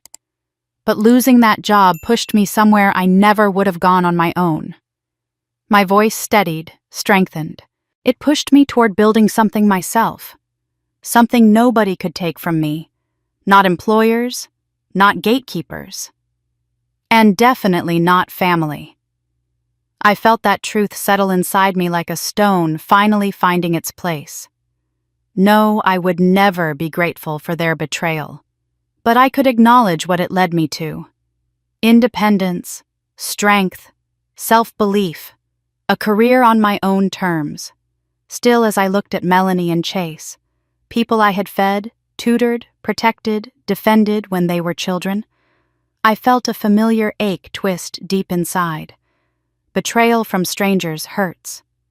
But betrayal from the people you raised, that wound never fully heals. The room buzzed with outrage, disbelief, sympathy. Guests exchanged horrified looks, shaking their heads in collective judgment of the siblings who shrank smaller with every second. Then Chase blurted out, his voice cracking with fear and anger. "How did you even find out about those emails?" Chase's question, how we found the emails, hung in the air like smoke from a match, sharp and lingering. But before Ethan could answer, something in the room snapped. Maybe it was the weight of the truth finally hitting them, or the sudden realization that their secrets had nowhere left to hide. Whatever it was, the fragile unity my siblings once flaunted shattered in an instant. Melanie rounded on Chase with a fury I had never seen from her, her voice pitched high with panic. "You said it was harmless," she hissed. "You said it was just to keep her from embarrassing the family. Don't you dare make this all my fault." Chase blinked at her as if he'd been slapped. "My fault? You wrote the first email. You're the one who started it. I just followed your lead." Melanie's jaw dropped, followed my lead. You begged me to help you because you were terrified she'd get ahead of you. You always hated how smart she was. Chase's face reddened instantly, his eyes darting around the room as if searching for a way out. I hated it because Dad always compared us. He'd hold Casey's grades over my head and tell me I wasn't trying hard enough. And she acted so perfect, I acted perfect. The shock in Melanie's voice cracked into something bitter. Do you have any idea what it was like growing up next to her? Everyone said she was so pretty, so talented, so capable. You all pretended I was the star, but I heard the whispers. I knew she was the one everyone thought had the most potential. I froze. Melanie had never spoken those words before, not even close. I didn't know whether to feel stunned, angry, or strangely sad. You were jealous of me, I whispered. She scoffed, but her eyes were watery. Of course I was jealous. You walked into every room like you belonged there. You were confident. You were you. And I was standing next to you, terrified that someone would see through all the praise Dad heaped on me. I couldn't let you succeed. If you did, it would prove everything he said about me was fake. Her confession sliced through me, equal parts painful and revealing. I had always assumed Melanie loved the spotlight my father gave her. I never imagined it felt like a burden she resented. Chase shook his head vehemently, unable to let the attention drift away from his own flailing justification. She's making excuses. I only went along because I knew if Casey became successful, Dad would blame me for not being more like her. He always blamed me. You know he did. Melanie let out a harsh laugh. You went along because you wanted to. Don't pretend otherwise. You couldn't stand the idea of her outshining you. The two of them spiraled into a heated argument, voices, rising hands, gesturing wildly. Years of resentment, jealousy, and bitterness poured out like water bursting from a cracked dam. They blamed each other, accused each other, dredged up memories I'd long forgotten, moments I didn't even know had been twisted into silent rivalries. Their words crashed over each other, a storm of accusations, exposing a truth I had never quite allowed myself to consider. The resentment they carried for me wasn't new. It had been coiling beneath our childhood like a sleeping snake waiting for the right moment to strike. Around the room, relatives shifted uneasily. Some looked horrified, others ashamed. A few exchanged glances that said they weren't surprised at all. The facade of a happy, united family, something my father had worked tirelessly to curate, crumbled before everyone's eyes. Then, unexpectedly, an uncle spoke up. His voice was quiet but carried enough weight to cut through the chaos. I tried once, he said, looking down at his clasped hands. I told your father he should acknowledge what a good student you were, Casey. How responsible you were. He didn't talk to me for 6 months. Gasps rippled through the room, but he continued. He told me I was undermining his authority, said you didn't need praise, only discipline. After that, I stayed quiet. His confession made my chest ache. I had always wondered why he grew distant over the years. I had never guessed the reason. An aunt dabbed her eyes with a napkin. I used to see you crying after those family dinners, she said, her voice trembling. In the hallway or the kitchen when everyone else was laughing. I wanted to comfort you, but your father had a way of making us all afraid of stepping out of line. Her shoulders shook as she wiped her tears. I'm so sorry I didn't do more. More relatives joined in their guilt, spilling out in quiet admissions. They had known. They had seen glimpses. They had felt uneasy. But fear of losing their place in the family hierarchy had kept them silent. Their words were painful to hear, but they also confirmed something I had doubted for most of my life. I hadn't imagined it. I hadn't exaggerated. The cruelty had been real. And people had seen it. They had just chosen not to intervene. My father's nostrils flared as he listened to the room turn against him. His face darkened, his lips thinning into a hard line. Finally, he slammed his hand on the table, the sound echoing sharply. That is enough, he roared. This is my retirement dinner, not a spectacle. You will all stop this nonsense right now. But nobody stopped. Nobody bowed their heads or turned their eyes away in obedience. Instead, people leaned back unimpressed. Some even rolled their eyes. The authority he had wielded like a weapon for decades evaporated as quickly as breath in cold air. He slammed the table again. "Quiet," he shouted. Still nobody listened. Even his old colleagues, once loyal to a fault, now looked at him with expressions ranging from disappointment to disgust. The illusion of control he had clung to for so long was collapsing right in front of him. "Stop looking at me like that," he barked, pointing shakily at the guests. "I am the head of this family. You will show respect." His voice cracked on the last word. It was over. Everyone knew it. Everyone saw it. The Emperor had no clothes. And for the first time in my life, I felt no fear as I looked at him. No guilt, no obligation. Just a strange, peaceful clarity. Slowly, steadily, I rose to my feet. My chair slid back with a soft scrape. Every conversation stopped. Every eye lifted to me. And for the first time ever, I didn't shrink under the weight of their attention. I met my father's gaze with a steadiness that surprised even me. Then I lifted my chin, letting my voice carry across the silent room. Enough. When I said, enough. The word left my mouth calm and steady, but inside something shook loose. It felt like a door creaking open after decades of rust, revealing a room I had been too frightened to enter. The room went still, every whisper dying instantly as all eyes turned toward me. For once, I didn't look down or fidget or shrink. I stood tall, the weight of years pressing against my spine but no longer bending it. I looked at each face, my siblings, my relatives, my father, and realized something with surprising clarity. The fear that had shaped my entire life wasn't here anymore. It had burned off somewhere between the truth being exposed and the moment I finally rose to meet it. I drew a slow breath. "Do you know," I began softly, "how many years I spent trying to earn a single word of praise from you?" My father stiffened, but I didn't stop. As a child, I thought love was measured in approval. I believed if I worked hard enough, achieved enough, maybe one day you'd look at me and say you were proud. So I tried. I tried harder than you'll ever understand. My voice trembled, but I kept going. I brought home straight A's year after year. I waited for you to smile or pat my shoulder or say good job. Instead, you told me it was expected. Nothing special. Just what I was supposed to do.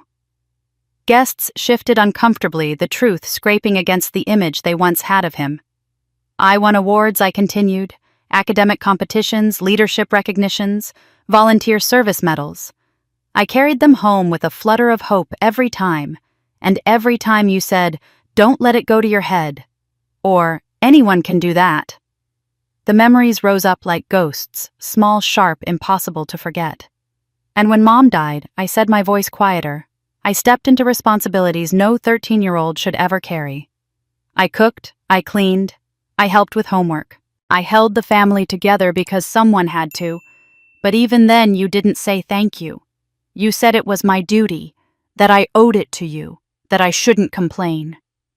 A faint tremor rippled through the room. My aunt covered her mouth. My uncle blinked rapidly. People who had once believed my father's narrative were seeing it through new eyes through mine. I spent nights lying awake. I admitted wondering why nothing I did mattered, why I could never meet your expectations, why I always felt one mistake away from losing whatever sliver of affection you might have left. My throat tightened. I swallowed hard. I thought something was wrong with me. I thought I was fundamentally flawed. That if I just tried a little harder, worked a little more, maybe I'd finally be enough. A single tear slipped down my cheek, but I didn't wipe it away. For the first time, my vulnerability didn't feel like weakness. It felt like truth. I looked directly at my father. He stared back with rigid defiance, but there was something uneasy in his eyes, something like cracks forming in old stone. "I want you to understand something," I said. "This isn't about revenge. It's not about punishing you. It's not about shaming anyone." My father opened his mouth as if to argue, but I held up a hand and to my shock, he actually stopped. "This is about me," I said. About freeing myself from the years I spent chasing approval from someone who was never capable of giving it. I kept believing that if I just achieved enough, if I built a successful career, if I made sacrifices, if I lived quietly and respectfully, you would finally see my worth. I shook my head slowly. But I see now that nothing I ever did would have changed anything. Your inability to love me had nothing to do with my value. It had everything to do with your own limitations. A murmur spread through the guests, heavy with emotion. Some nodded, others wiped their eyes. It wasn't anger that filled the room, now it was understanding. I'm not speaking these truths to hurt you, I said. I'm speaking them so I can finally stop carrying the weight of them alone. My chest felt both heavy and light, as if years of unspoken words were finally settling where they belonged outside of me. I don't need your approval anymore, I said, letting the words land softly but firmly. I don't need your praise. I don't need you to be proud of me. I don't even need you to understand me. I took a small step forward. I am whole without your validation. My father's nostrils flared, but he didn't speak. His eyes darted from relative to relative, perhaps searching for support and finding none. I didn't let him interrupt. You want to talk about failure? I said, my voice firm, but not cruel. Then let's talk about what failure really is. Several guests leaned forward as if drawn by invisible strings. You failed not because you struggled in your career, not because you made bad decisions, not because life didn't go as you expected. I looked at him steadily, letting the truth settle between us. You failed because you couldn't love your daughter in a way that wasn't conditional. You failed because you valued control more than compassion. You failed because you couldn't celebrate your children's successes without feeling threatened. His face reddened a deeper shade, but I kept going. Being a father isn't just about providing food and a roof. It's about support, encouragement, kindness. It's about lifting your children up, not pushing them down so they stay beneath you. The silence deepened, thick and profound. You had countless chances to change, I said. To grow, to apologize, to choose a different path. But every time you chose your ego over your family. I let out a shaky breath. The next words felt like they were rising from a place inside me I hadn't touched in years. I'm done carrying the blame for the things you couldn't give. I'm done believing I wasn't enough. I'm done letting your voice drown out my own. My heart pounded, but I had never felt more alive. More steady, more free. Then I said the words I had waited a lifetime to say, even if I hadn't known it until now. You didn't break me. You tried, but you didn't. I stand here because I chose to become something better than what you taught me to be. The room was filled with quiet sobs, sniffles, stunned silence. People weren't just listening, they were feeling the weight of the truth with me. My father's eyes bulged with indignation as he searched for control he no longer had. His hands shook, his jaw clenched so tightly I feared he'd crack a molar. Then with a sharp, violent motion, he slammed his fist on the table. You ungrateful, after everything I did for you, he shouted, his voice raw with rage. His fist hit the table so hard several glasses rattled, and his face twisted into something almost unrecognizable. Rage, fear, desperation all tangled together. For a moment, he looked less like the domineering man who ruled my childhood, and more like someone cornered, stripped of every illusion he'd ever used to prop himself up. When he shouted that I was ungrateful after everything he did for me, the words were so loud, so raw, that the entire room recoiled. But then something unexpected happened. He didn't stop shouting. He couldn't. It was as if the dam that had held back every truth he never meant to reveal had cracked under the weight of this night. You think you're better than me? He yelled, his voice cracking. You think you can stand there and judge me? I raised you, I fed you, I put a roof over your head, and now I need help, and you... He cut himself off abruptly, but the damage was already done. The room leaned in, sensing something he hadn't meant to admit. You need help? A relative asked from the far end of the table, her voice wary. My father froze. His eyes darted around the room as if realizing too late that he'd said the quiet part out loud. He opened his mouth, closed it, then tried to recover poorly. I mean, it's a difficult time, he stammered. Retirement is expensive. Life is expensive. And as my children, it's your responsibility. Responsibility to what another voice demanded. Bail you out. A ripple of shock spread through the guests like a wave rolling outward. His neck flushed deep red. I shouldn't have to explain this, he snapped. Family helps each other. That's how it works. After everything I've done for them, it's only fair they help me now. But the room wasn't buying it. People exchanged glances, concerned, confused, uncomfortable. My pulse thudded. I stepped forward just slightly. How much debt are you in? He flinched as if I'd struck him. That's none of your business, he barked, but the tremor in his voice gave him away. Oh my God. Melanie whispered, her face draining of color. Dad, how bad is it? He glared at her, furious that the conversation had turned. You don't talk to me like that. I am still the head of this family. Chase frowned. Dad, just tell us.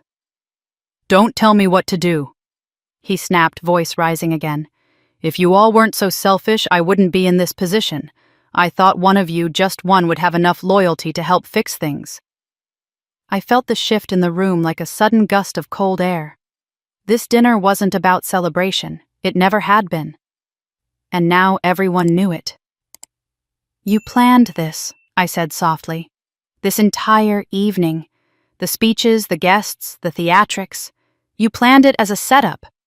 His eyes flicked toward me, panicked. I planned a family gathering, he insisted, to bring everyone together, to remind you of your responsibilities. No.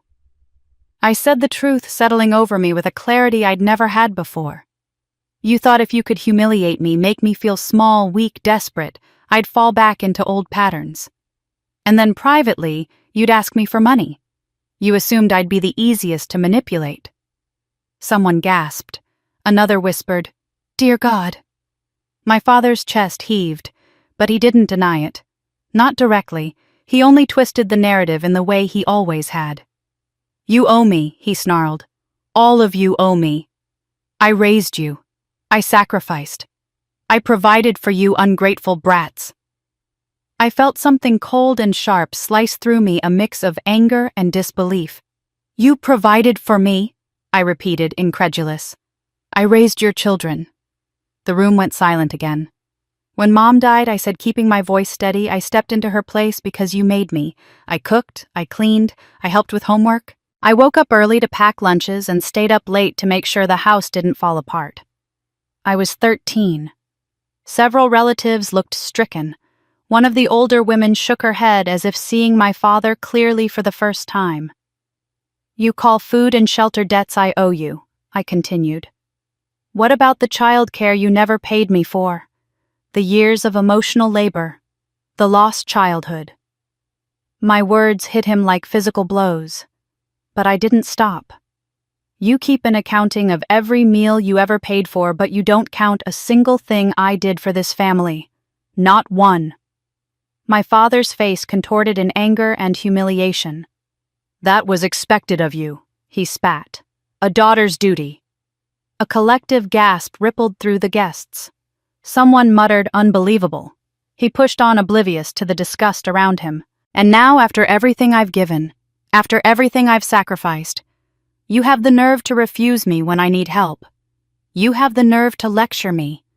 You think your success means you're better than your own father? This isn't about being better, I said firmly. It's about survival. It's about protection. You tried to break me so I'd be easy to control when you needed something. My father's mouth tightened. You're twisting everything. Family duty. Family duty doesn't mean exploitation, another cousin snapped. You just told her she wasn't your child. Now you want her money. The room erupted into murmurs of agreement. That's shameless, someone said. "This crosses a line," another relative whispered. "Even for him." My father looked around frantically searching for anyone to back him up. But he found only anger, disappointment, pity. The authority he once wielded so easily was gone, dissolved under the weight of his own actions. He shook his head, voice cracking. "You're all misunderstanding. I didn't mean—" But for the first time in his life, nobody was listening to him. He looked small, smaller than I'd ever seen him. He had always believed fear could hold a family in place, but now fear had evaporated. And without it, he had nothing. I studied him, feeling an emotion I never expected to feel for him, pity, but intertwined with it was something much harder still. I lifted my chin, meeting his gaze with an unshakable calm. "I won't be paying your debts." The words came out of me with a steadiness I didn't fully recognize as my own. "I won't be paying your debts." Silence followed, not the shocked kind that comes with scandal, but the heavy, contemplative quiet of people witnessing a long-overdue truth, finally spoken aloud. My father blinked at me, as if I'd slapped him, his mouth opening slightly before closing again, unable to understand or unwilling to. I held his gaze not with anger, but with clarity. For the first time in my life, I wasn't bracing for retaliation or scrambling for approval. I was simply telling the truth. "I'm not refusing out of spite," I said, my voice low but firm. "I'm refusing because I've learned what happens every time I try to help you." He scoffed loudly, but I didn't give him space to interrupt. Any kindness I offered was twisted into a weapon. I continued. Every time I tried to show support, it was used against me. When I helped Melanie financially during college, you told people you were the one supporting her, and then turned around and criticized me for showing off.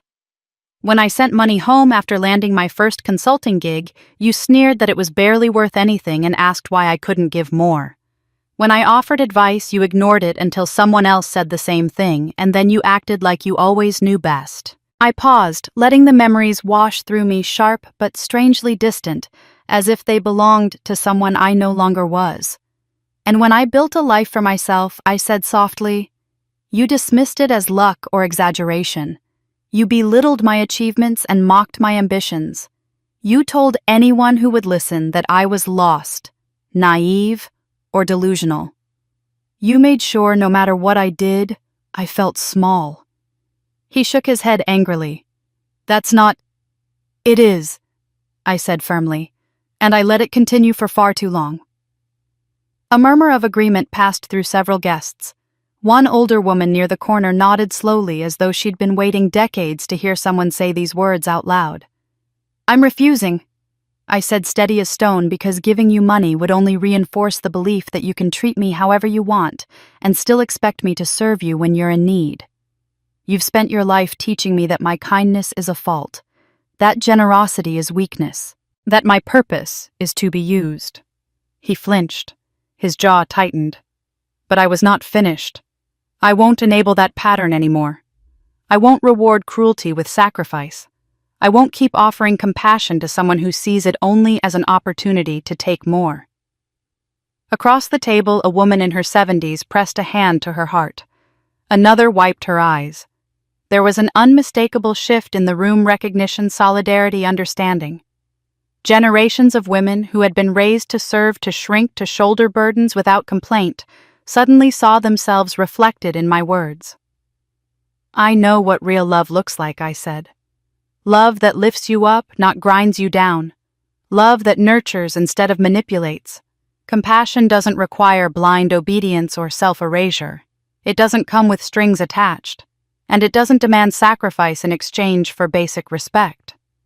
My father's lip curled. "You think you're so righteous now, don't you?" "No," I said gently. "I think I'm finally honest with myself most of all." I allowed my gaze to drift across the faces around the room. There was pain there, yes, but also pride. At least half the older women nodded, some whispering to each other with tight smiles. For years, I continued, I believed that being loyal meant being silent, that family meant obligation no matter the cost.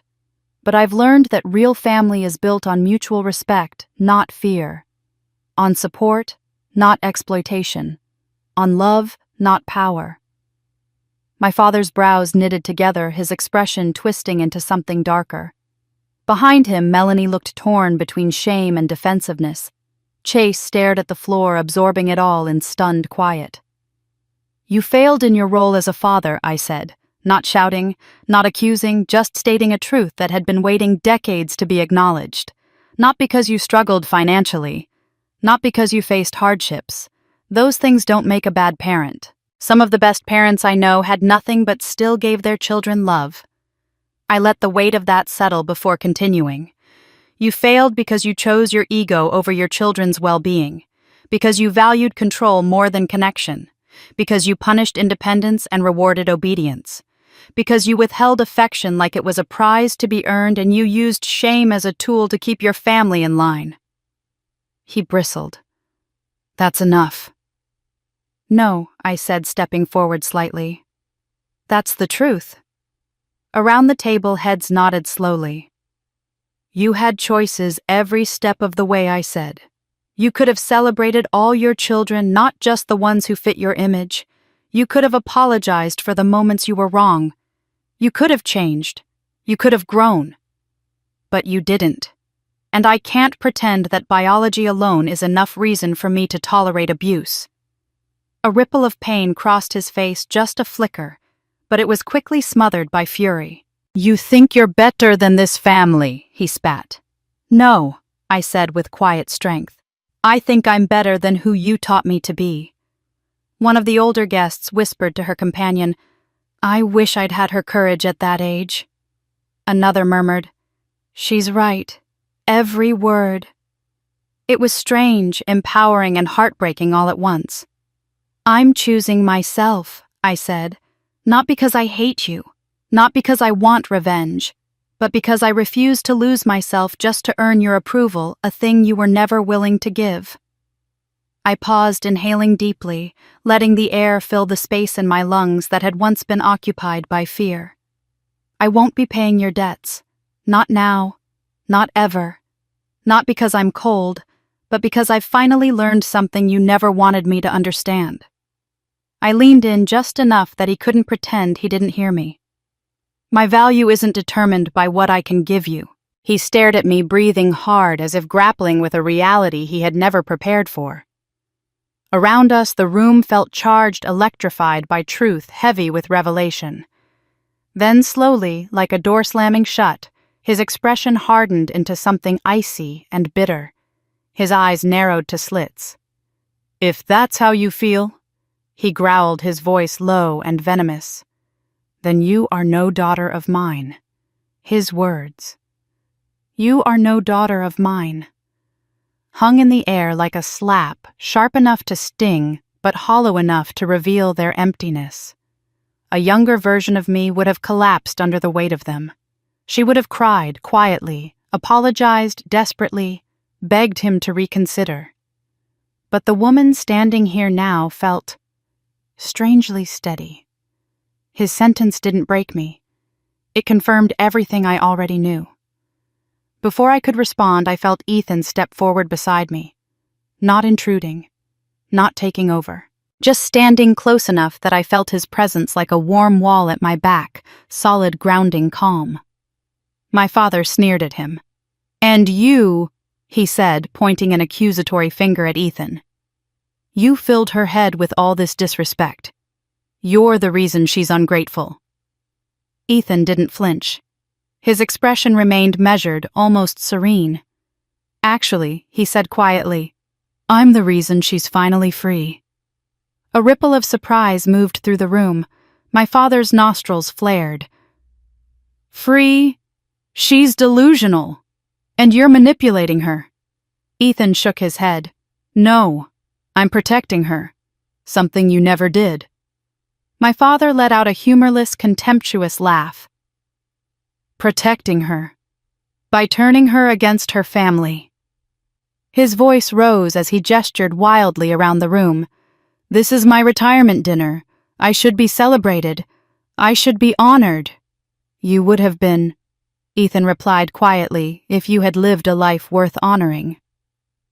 The room went absolutely still. My father's face mottled with rage. "And what do you know about honor?" he spat. "You're just some tech guy. You don't know anything about this family." Ethan reached calmly into his jacket pocket. My breath caught. Not from fear, but from the sudden tension that rippled through the room as everyone witnessed his deliberate, measured movement. He wasn't angry. He wasn't impulsive. He was prepared.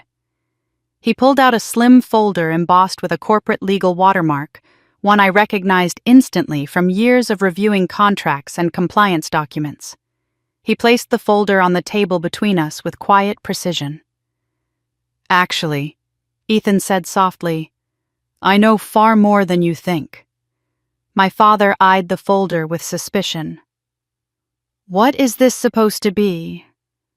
More lies, more theatrics." "No," Ethan said. "It's the truth. And unlike your stories, it's documented." He opened the folder. Inside were printed emails, signatures, financial ledgers, and internal review reports, dozens of pages neatly clipped and tabbed. Legal evidence laid out with the kind of meticulous care Ethan applied to everything he touched. I frowned slightly, not yet understanding where this was going. My father scoffed.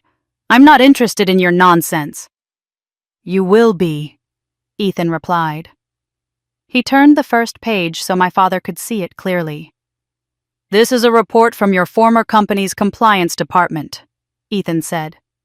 "It details a series of unauthorized financial transfers from your division over the last 5 years of your employment."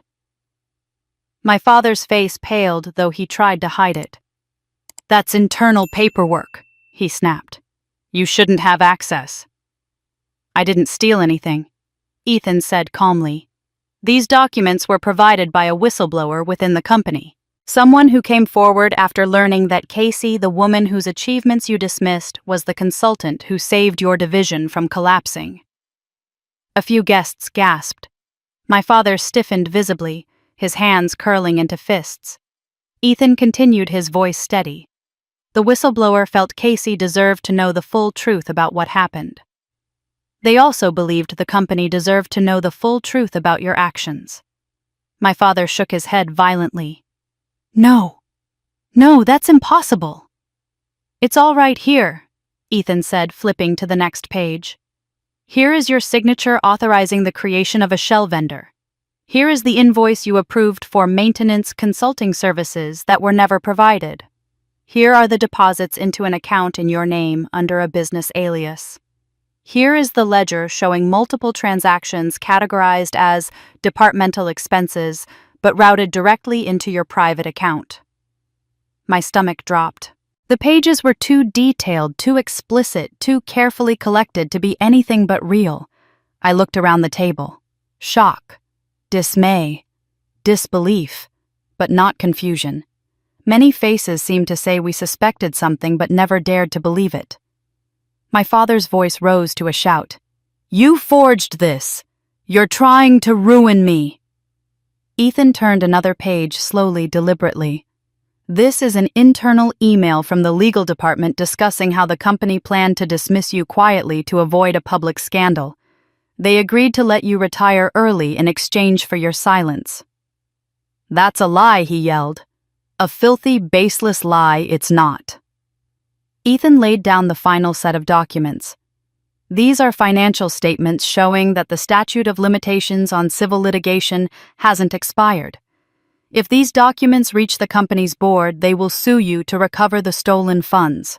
They may not be able to send you to prison, but they can take your house, your pension, and any remaining assets. Everything." A stunned, horrified silence washed over the room. My father sputtered. "You can't. You wouldn't." "You have no right." Ethan met his gaze without blinking. "I have every right. You tried to destroy my wife's dignity tonight. You've spent a lifetime diminishing her, hurting her, using her. And when that wasn't enough, you planned to manipulate her into saving you from the consequences of your own actions." He let that sink in. "But I'm not here to destroy you," Ethan said, his voice softening but staying firm. "I'm here to give you a choice." My father froze. Ethan continued. Choice number 1. You apologize to Casey publicly, sincerely, and commit to treating her with respect going forward. No manipulation, no insults, no power games. You walk away tonight with your retirement intact and your reputation undamaged. My father stared at him, breathing hard. Ethan tapped the folder lightly. Choice number 2. I submit all of this to your company's board of directors at 9 a.m. Monday morning. They will pursue civil action for the full stolen amount. They will go after your pension, your home, everything. My father swallowed hard, his face draining of color. The board won't be lenient, Ethan added. They've covered for you once. They won't do it again. My father opened his mouth, but no words came out. The room had gone so silent that I could hear my own heartbeat. Someone whispered, "Good Lord." Another murmured, "Ethan planned all of this. He's protecting her," someone else said softly. Their voices blurred in my ears. I stared at Ethan not with fear, but awe. He had done all of this quietly, carefully, strategically, not to hurt my father, but to protect me, to make sure I was never again powerless in front of the man who had controlled my entire life through fear and manipulation. He hadn't come here angry. He'd come here prepared. He'd come here in love. My father looked at Ethan with hatred, then at me with something that could only be described as desperation. "You're blackmailing me," he rasped. Ethan shook his head. "I'm offering you accountability." "I don't have to take this," my father spat. "No," Ethan said gently. "You don't, but the consequences will." My father's breath shuddered. Sweat beaded on his forehead. For the first time, he seemed to realize the full scope of what was happening. His bravado crumbled, replaced by pure, naked fear. Everyone watched. Everyone waited. Then Ethan turned to me, his voice soft but carrying through the room. "What happens next is entirely up to you, Casey." For a long, suspended moment, nobody moved. The room held its breath as Ethan's words settled over us like a velvet curtain, soft but inescapably final. "What happens next is entirely up to you, Casey." They were gentle words, but the power inside them pulsed like a live wire. My father's fate, once the unquestioned authority of our family, now rested in my hands.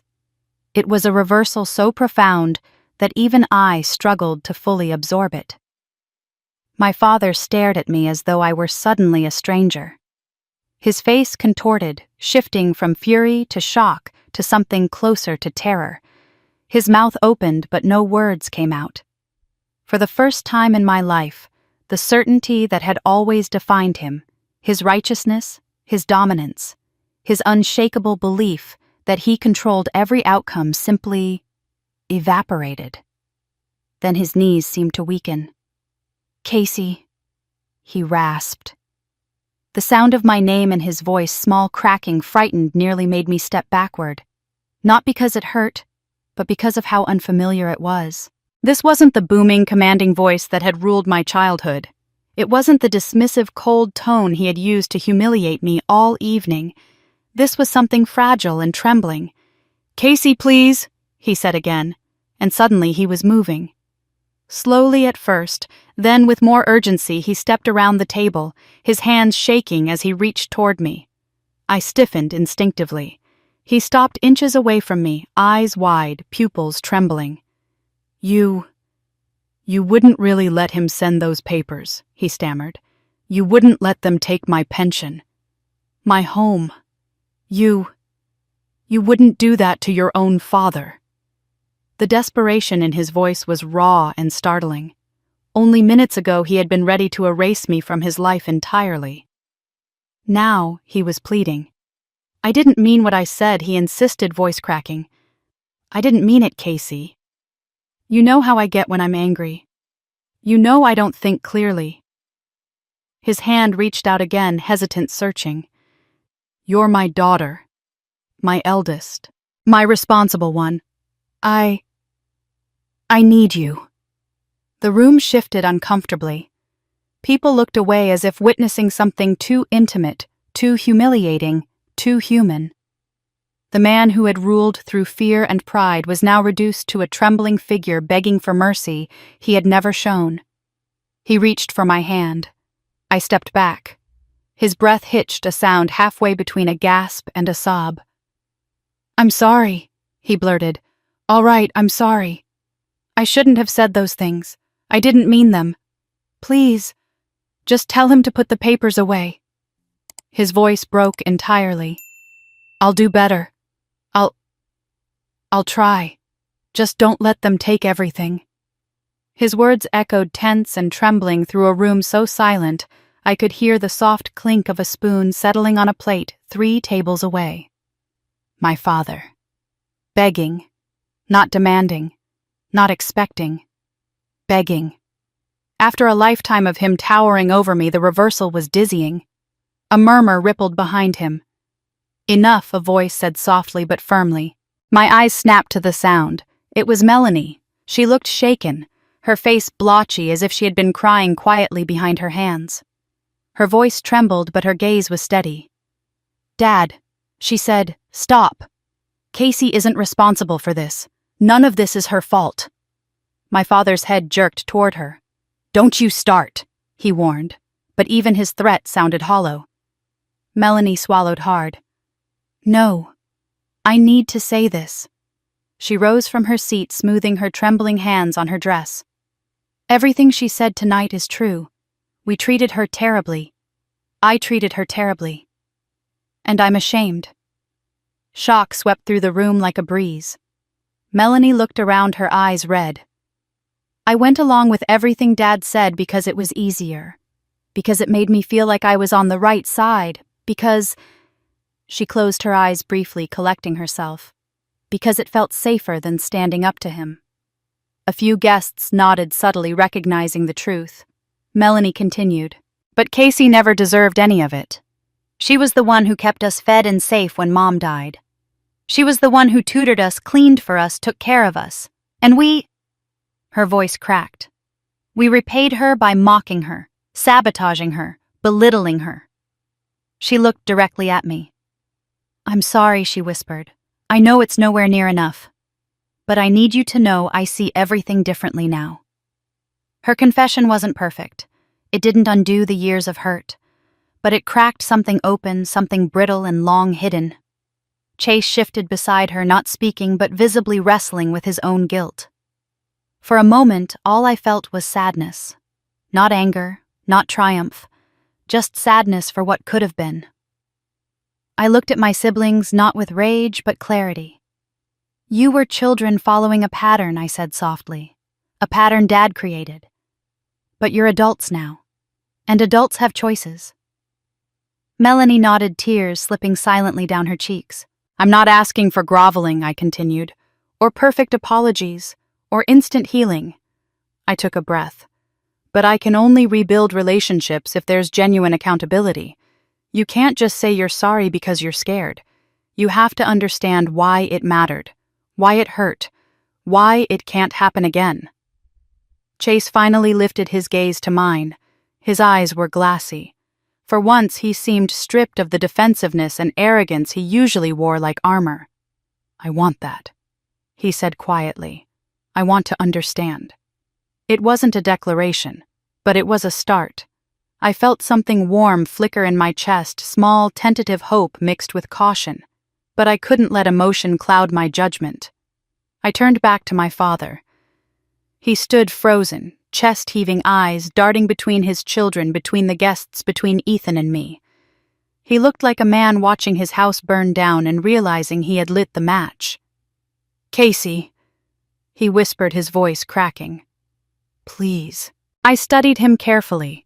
He didn't want forgiveness. He wanted rescue. He didn't want accountability. He wanted escape. He didn't want to change. He wanted everything to go back to the way it used to be, the way where he held the power and I held the pain.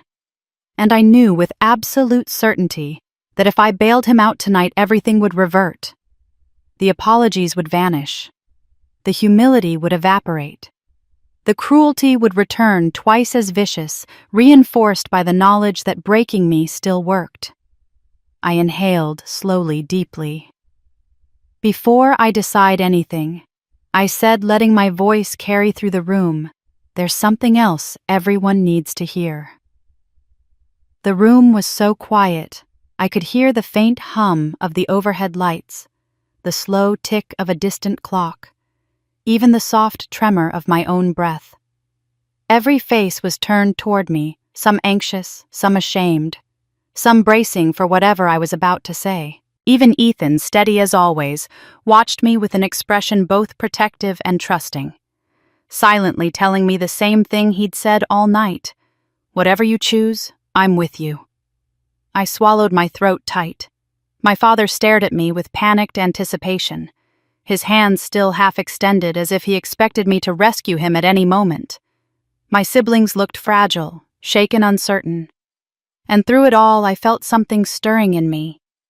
Courage, yes, but also grief. Grief for everything we lost, because none of them could love without conditions. There's something I've never told any of you, I began softly. A ripple of unease moved through the room. My father frowned. Melanie stiffened. Chase blinked rapidly.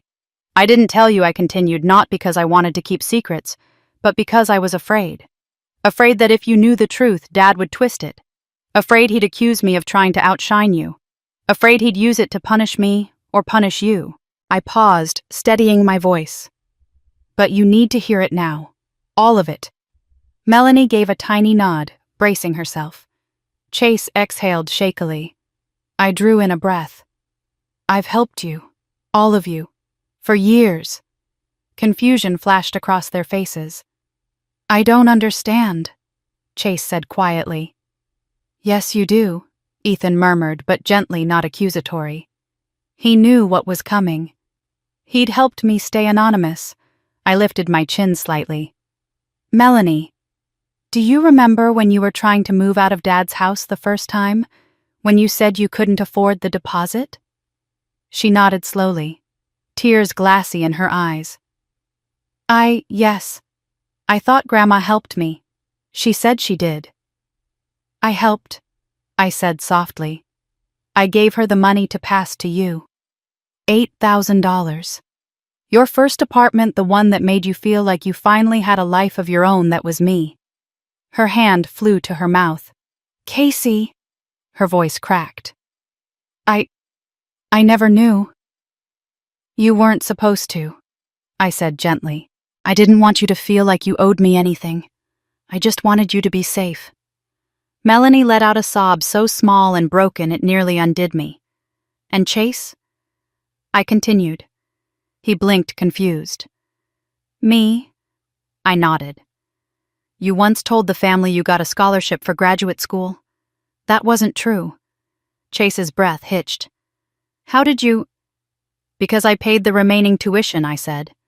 $15,000. You were short. You were considering dropping out, and I didn't want your life to derail because Dad wouldn't help you. He sank back in his chair like his bones had turned to water, his eyes wide red, devastated. Casey, I told everyone Dad helped me. I know I said. I told him I'd done it. He told me to stay quiet so you wouldn't get arrogant. Chase closed his eyes, a single tear sliding down his cheek. And the retail shop. I said softly, turning toward our youngest sibling, my half-brother Nathan, who had been quiet all night, pale and trembling. The investor who believed in your business when no bank would lend to you. That was me. $25,000. He let out a strangled sound, half gasp, half sob. No, Casey, I told everyone I earned that. That I convinced someone with my pitch. You did. I said, my voice gentle. You convinced me. Your business plan was solid. You just needed someone to take a chance on you. I wanted you to have the chance I never got. Silence swept through the room again, so profound, it felt like a physical thing. Melanie was crying openly now, tears streaming down her cheeks. Chase looked like a man who had just realized his entire life had been built on a lie, not one he'd told, but one he'd believed. Nathan covered his face with both hands, his shoulders shaking violently. My father's expression morphed from confusion to disbelief, to something that almost looked like rage, but it was rage at losing control, not rage out of love. And still, I wasn't finished. "I didn't help you so you would owe me," I said. "I helped because I loved you, even when it hurt, even when it wasn't returned, even when I was completely alone." I took a long breath. "I helped because I didn't want you to become like him." My father flinched as if struck. "I didn't want you to grow up believing worth was conditional," I continued. "I didn't want you to think love had to be earned through obedience or fear. I didn't want you to repeat the patterns he taught us." "Casey," Melanie whispered through tears, "why didn't you tell us? Why did you do all that in secret? Because if Dad found out, I said he would have twisted it. He would have told you I was trying to make you feel indebted or inferior.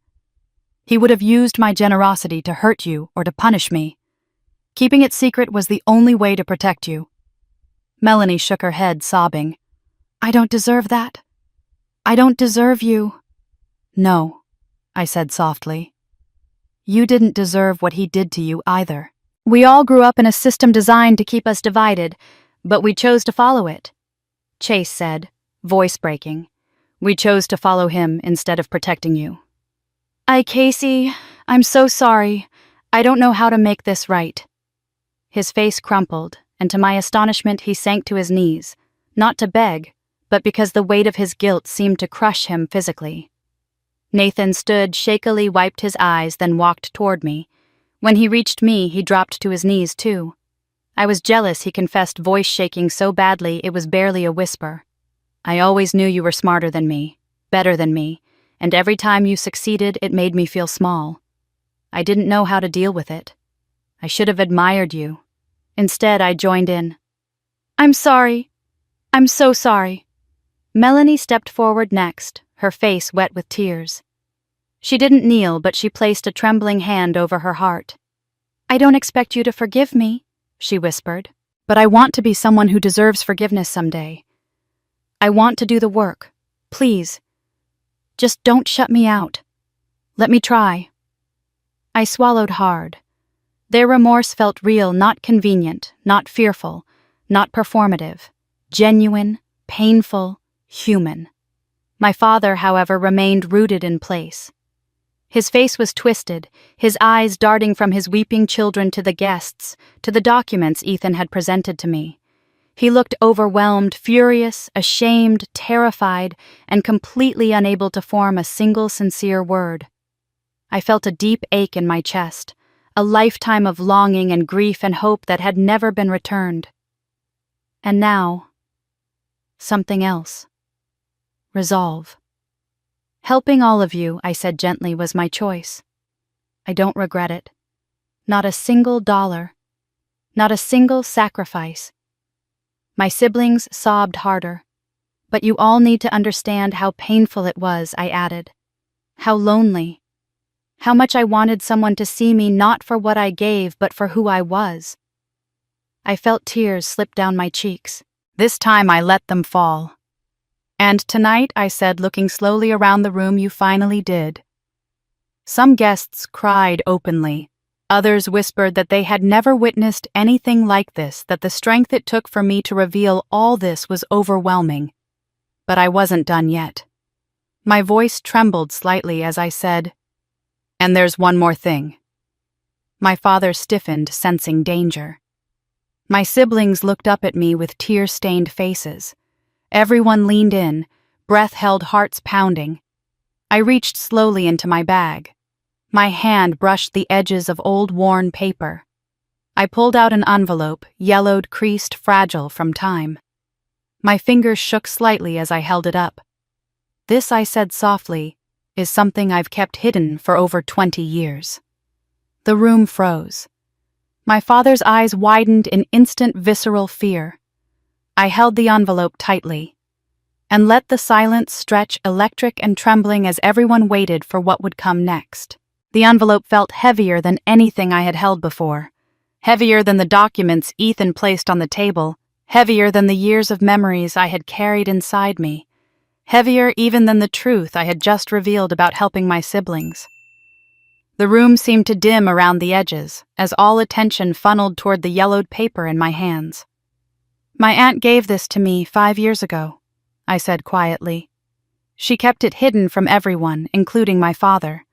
She told me she waited until I was old enough to understand without being crushed by it." My father's eyes widened with a kind of fear I had never seen in him. Instinctively, he reached for the envelope, but Ethan stepped between us just slightly. Not threatening, just protective, reminding my father that his reach no longer extended as far as it once had. I pulled a few folded pages from the envelope. The paper was soft from age, the ink faded in places, the handwriting delicate and familiar. "My mother wrote these?" I said. Several guests inhaled sharply. I felt emotions swell in my throat, but I forced myself to breathe steadily.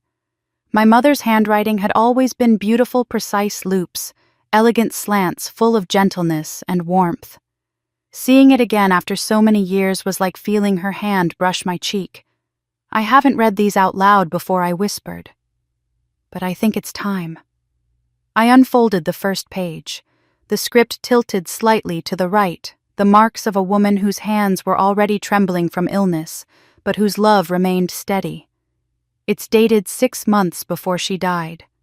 I let the silence settle before I began to read. Casey was radiant today. She won her school's leadership award, and she held her certificate with both hands beaming. I felt so proud I could burst. But when we got home, he barely looked at her. He said, "Awards don't matter, that she needs to learn humility." I paused. The words blurred briefly as my eyes stung, but I blinked until they came back into focus. "He says she is too much like me, too stubborn, too smart, too bold. He thinks those are flaws. He doesn't understand they're her strength." A murmur of heartbreak moved through the guests. My siblings clutched each other's hands. My father stared stunned, pale as unpainted porcelain. I continued. "Once he told me I was ruining her by encouraging her. He said I made her too independent, and that once I'm gone he will have to correct it." A collective gasp filled the room. I swallowed hard. I worry for her. I see the way he looks at her, not with love or pride, but with resentment, as if her confidence is a threat to him, as if her brightness makes his own shadows darker. The words trembled in my hands, but I held the page firmly. "He thinks he should be the smartest person in the room, but Casey has a mind like quicksilver. She sees things clearly. She questions things. She challenges him without even realizing she's doing it." I felt every sentence cutting deeper, not because they hurt, but because they revealed truths I had never fully understood, truths that explained so much. "Sometimes I think he's jealous of her," I read. "Jealous because she is everything he wishes he were: strong, capable, unafraid. She reminds him of the woman he couldn't control." My father flinched, as though the words themselves struck him across the face. Melanie let out a quiet sob. I turned to the next page. "I try to shield her, but I'm getting weaker." And he grows bolder in his comments toward her. He dismisses her opinions, mocks her achievements, treats her like a burden instead of a blessing. I exhaled slowly. I'm scared for her. I'm scared for what will happen when I'm no longer here to protect her. I heard sniffles around the room. People wiped their eyes. My siblings clung to one another like survivors of a shipwreck watching debris wash ashore. My voice trembled as I read the next entry. "He told me today that once I'm gone, he'll make sure Casey understands her place. I told him her place is wherever she chooses to stand. He said I'm filling her head with ideas that will make her life harder." The irony of that statement tightened my chest. She had filled my head with strength, and he had spent decades trying to crush it out of me. My father's face had gone completely white, his mouth opening and closing soundlessly. I continued. I don't think he realizes he's trying to break her spirit. Or maybe he does. I don't know. I only know that he cannot handle a woman he cannot control. And Casey is not meant to be controlled. The weight of those words settled over me like a cloak, heavy, protective, cherished. I moved to the final page, this one creased more deeply, the handwriting more frantic. It had been written weeks before she died. I'm writing this because I'm afraid I won't have much time left. Casey is stronger than she knows. She has my determination, my heart, my stubbornness for good. I pray she never loses those things. My breath caught. He told me again tonight that I'm making her too bold, that she'll embarrass herself, that the world doesn't reward girls like her. But I want her to be stronger than I was. I want her to know her worth even when the world tries to take it from her. Tears blurred the words. I felt Ethan's hand find the small of my back, steady present. I held the paper tighter. I'm afraid that when I'm gone, he'll try to break her spirit.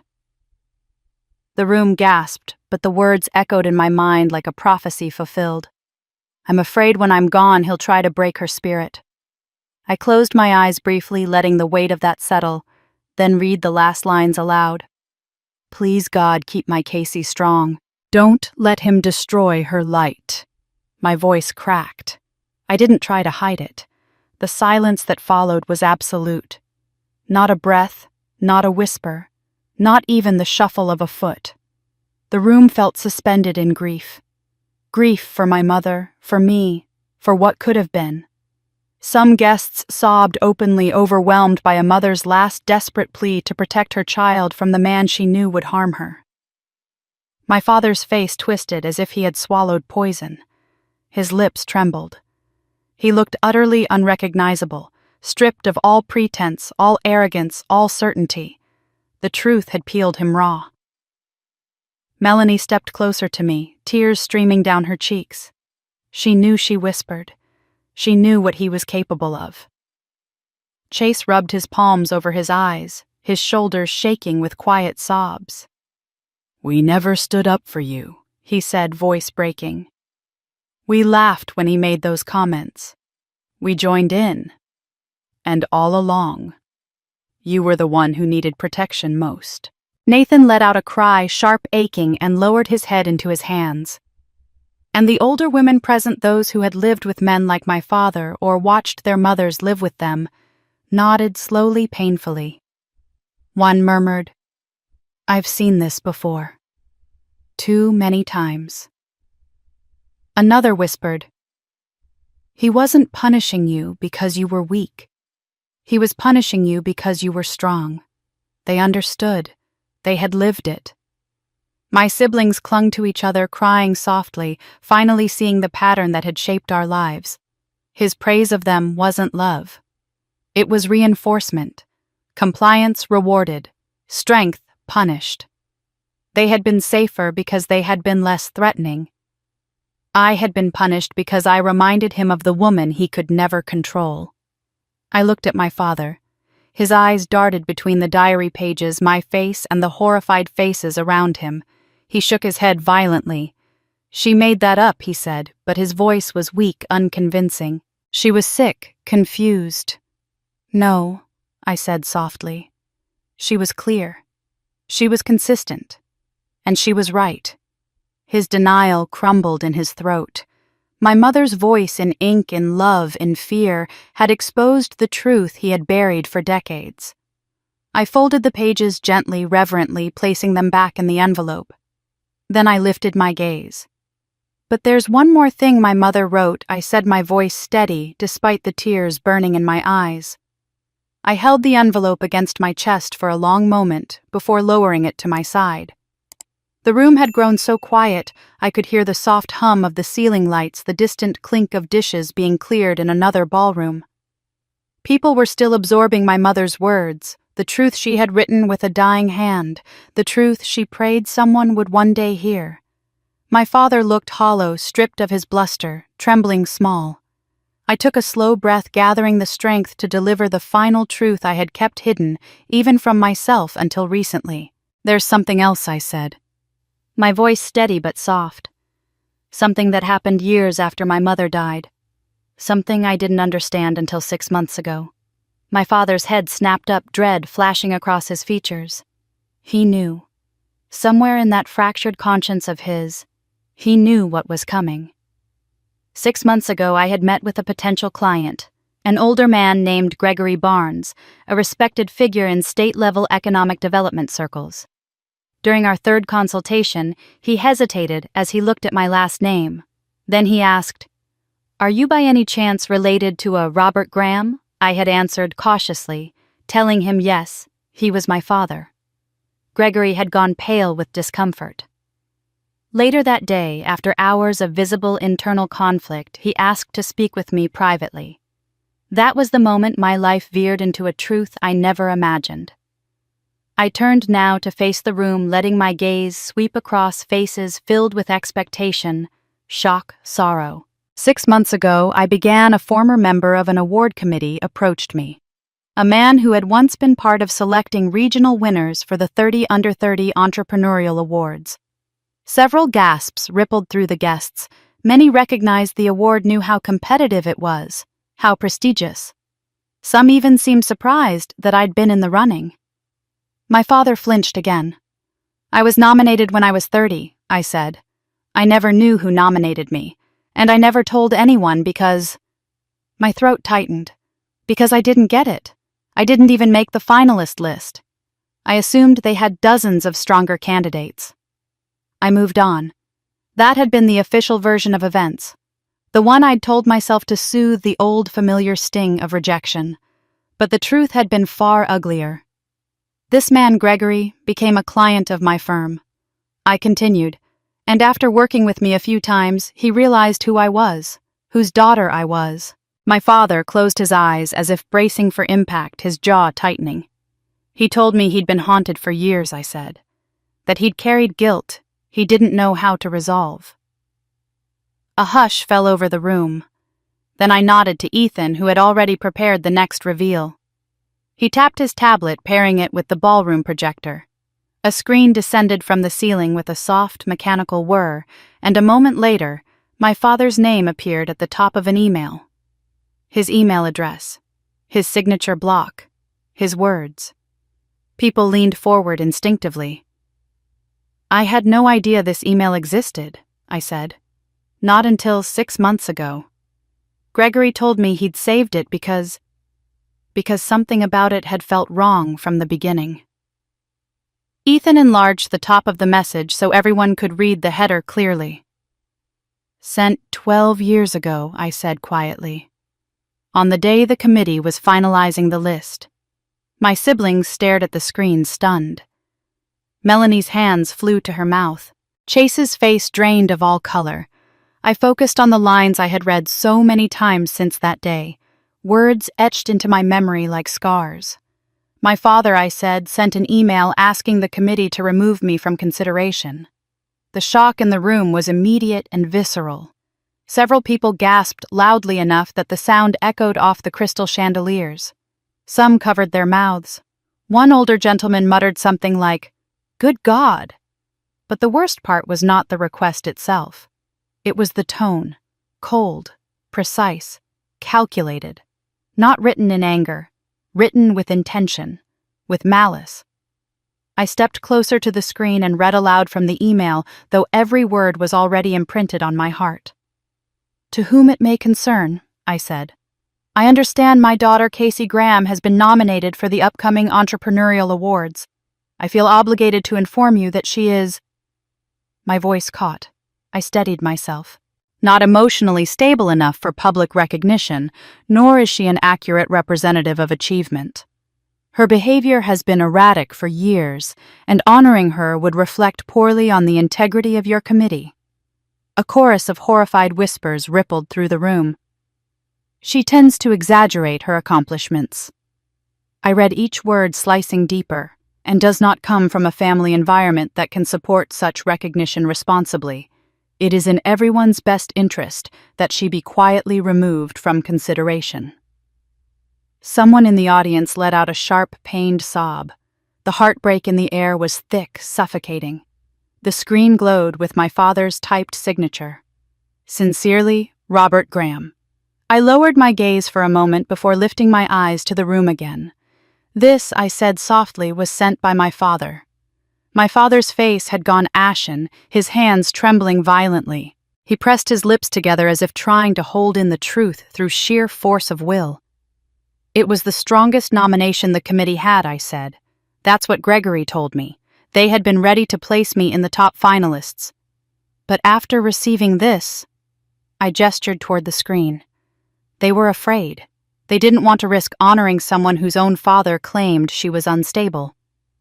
Ethan zoomed in on a particularly damning paragraph 1 that still had the power to make my stomach twist. If you proceed with her nomination, our family will not support your organization in any way. I let the words sink in. He had used my entire family as leverage. He had traded our name, our identity, to block me. Melanie broke into an audible sob. "Dad! Dad, how could you?" My father didn't answer. His face crumpled, the rigid lines collapsing into something broken and lost. But the room wanted answers. "How could you write this about your own daughter?" someone demanded from a nearby table. "Why would you sabotage her like this?" another voice cried. "Your own child," an elderly woman whispered in disbelief. "Your child." My father opened his mouth, but no sound came out. His throat worked in tight, jerking motions. "I don't," he whispered. He swallowed, shoulders trembling with each shallow breath. "I don't know why I did it." But the words sounded weak, empty, like a man grasping at excuses that no longer existed. He pressed both hands to his forehead, elbows propped on the table. His body hunched as though the weight of the screen above him was pulling him downward. People stared at him with a mixture of disgust and pity, some leaning back as though recoiling from a foul smell, others watching with grim fascination, like witnessing the collapse of a monument they once thought unshakable. "I don't," he repeated, voice breaking. "I don't know what I've done." His confession, if it could even be called that, hung in the air like a trembling note. He looked around wildly, eyes darting from face to face. Nobody came to his defense. Nobody offered comfort. Even his oldest friends looked away. Then his gaze landed on me, and something inside him shattered. He slumped fully into his chair, burying his face in his hands. His voice came out in a broken whisper. "What have I done?" He choked on the last word, shoulders shaking, tears slipping between his fingers, just as my mother's diary had predicted, just as she had feared. And I watched him crumble, the man who had spent my entire life trying to break me. The room watched, too breathless, waiting for what I would say next as the final piece of truth poised itself on the edge of my tongue. Because for the first time in my life, I held all the power he had tried so desperately to steal from me. And yet, as I looked at him slumped in his chair, his hands covering his face, his body trembling, the echo of his broken "What have I done?" still hanging in the air, I felt a swirl of emotions far more complicated than triumph. I expected to feel vindicated or satisfied. I thought I might finally feel the justice I'd been denied for decades. But what swelled in my chest wasn't victory. It was grief. Grief for the mother who saw this coming and couldn't save me. Grief for the child I once was trying to earn a love that would never be given. Grief for the family we might have been if he hadn't been so afraid of strong women. Grief for the years I had spent believing I was the problem. But grief wasn't weakness. It was clarity. I took a slow breath, the ballroom holding its breath with me. I could feel the weight of every eye in the room, the shock, the heartbreak, the fury at what had been revealed. People weren't just witnessing his downfall. They were witnessing the collapse of an entire narrative he had built his life upon, that he was the wise patriarch guiding his family, not the frightened man attacking the brightest light among them. My father slowly lowered his hands. His eyes were swollen red, desperate. His voice cracked as he spoke. "Casey, please." A tear slid down his cheek. "Please, I don't know why I did it. I didn't want you to succeed more than..." He stopped abruptly, as if horrified to hear the words forming. I mean, I didn't want to be overshadowed. The confession slipped out before he could stop it. The crowd gasped. Melanie sobbed harder, shaking her head in disbelief. Chase pressed his hands over his face as though trying to block out the truth. Nathan stared at our father as if seeing him for the first time, and I felt something sharp twist inside me. Not new pain, old pain finally named, finally acknowledged. "You sabotaged me," I said quietly. My voice didn't tremble. "You actively, deliberately tried to destroy opportunities I earned, and not because you thought I wasn't ready, not because you believed it was best for me." I stepped closer. "You did it because you were afraid of me." He winced as if struck. I didn't raise my voice. I didn't shout. I didn't need to. "You were afraid that if I succeeded, people would see me," I said. "And if they saw me, truly saw me, they'd realize I was stronger than you, smarter than you, more capable than you." He looked up sharply, lips trembling, eyes shining with the shards of whatever pride he still clung to. That's not true. I didn't mean—" "You did?" I said. "Every action proves it. Every word. Every humiliation. Every lie. Every time you told me I wasn't enough. Every time you dismissed me, insulted me, ignored me, punished me. It wasn't because I failed you." I let the silence stretch before finishing. "It was because I threatened you." A soft, painful cry came from someone in the audience. My father's face collapsed. He reached out again, his voice thready. "Casey, I'm begging you. I'm sorry. I didn't know what I was doing." But he had known. He had known exactly what he was doing. The email projected above us was too deliberate to be an accident. The diary pages in my hand were too consistent to be misinterpretations. The lifetime of patterns was too clear to be coincidence. And yet, there was no satisfaction in watching him crumble. What I felt, what I allowed myself to feel, was release.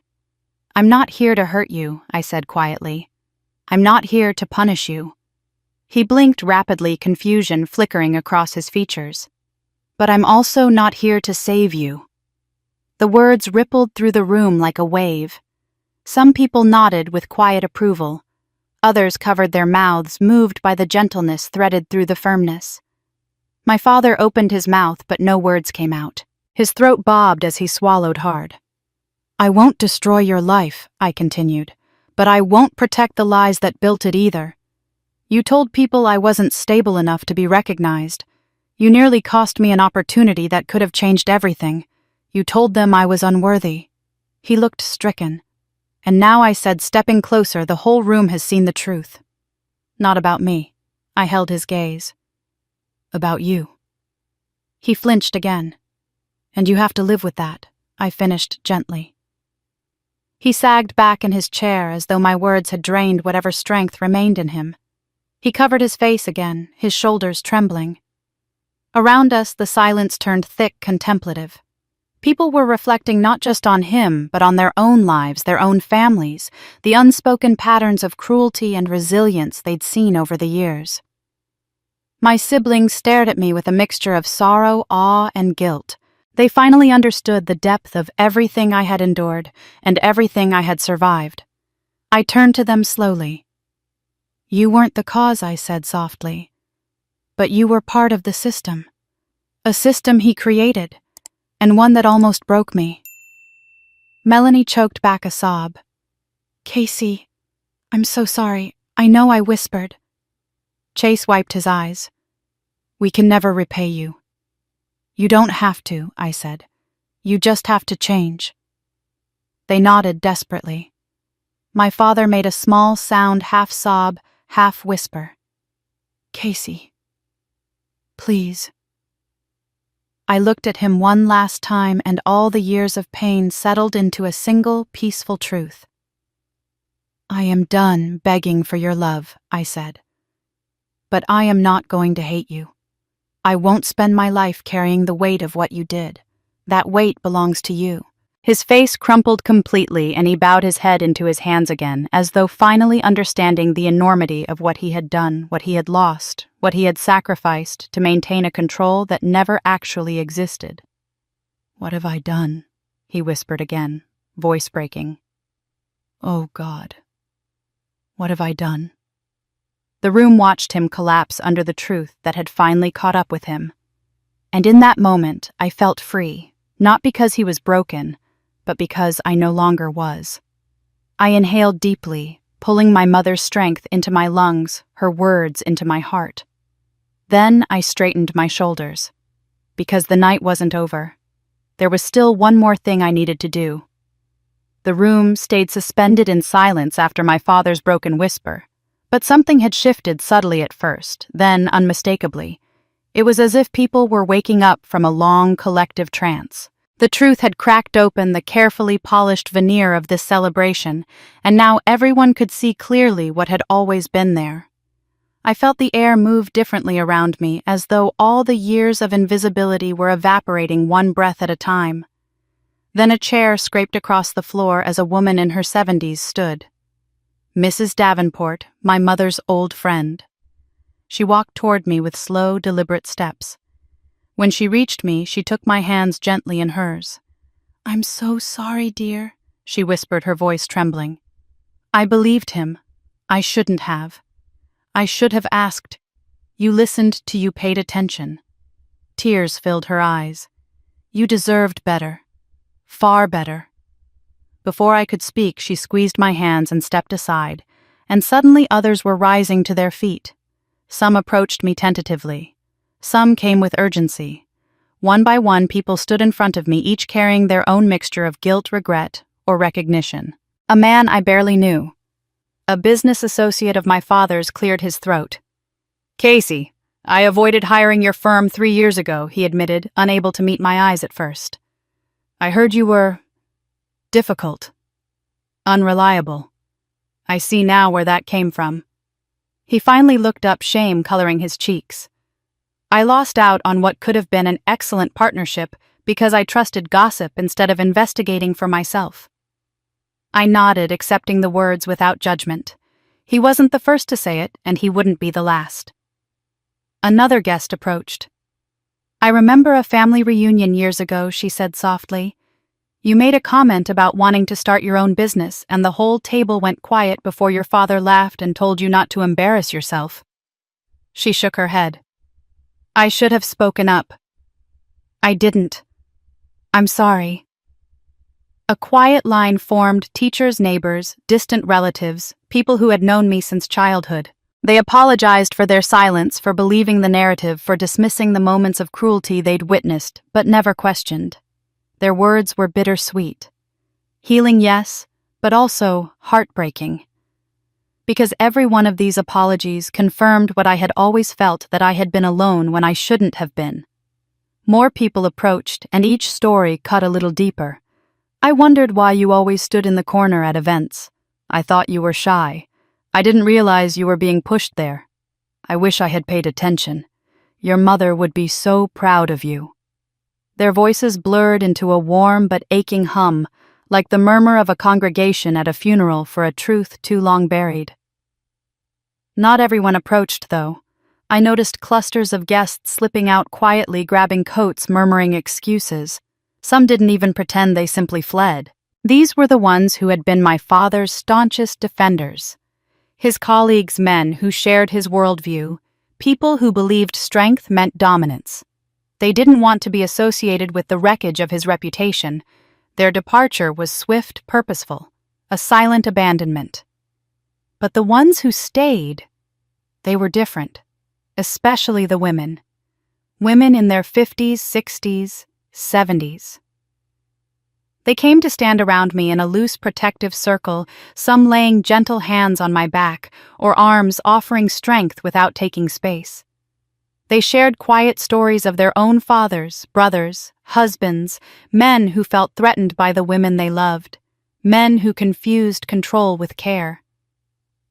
One woman whispered, "My father told me college was a waste of time for girls. I went anyway. He didn't speak to me for 3 years. Another said my husband used to hide my accomplishments too, so he wouldn't look small next to me. A third murmured, "You're not alone, honey." Many of us lived what you lived, just without the courage to confront it.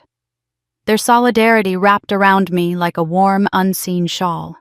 I felt seen in a way I hadn't felt since my mother died. Out of the corner of my eye, I caught movement at the head table. My father still sat there alone, slumped in his chair, staring into nothing. The head of the table meant to honor him had become a wasteland of empty chairs and abandoned wine glasses. The banner behind him announcing celebrating 40 years of excellence now hung like a cruel joke. No one sat beside him. No one offered comfort. No one tried to gather him up or defend him. He had isolated himself through years of choices, and now the isolation was complete. His hands rested limply on his lap. His face was gray. The man who had once commanded every room now couldn't command a single glance. He looked smaller than I had ever seen him, smaller even than the day I left home at 18 with a suitcase full of hope and heartbreak. There was a strange poetry in the scene. He had spent decades making sure I felt invisible. Now he was. For a moment, I simply watched him. He didn't notice. He couldn't look at anyone, not even himself. "You should go to him," someone murmured behind me. Another whispered, "You don't owe him anything." Both were true. I looked around the room one more time.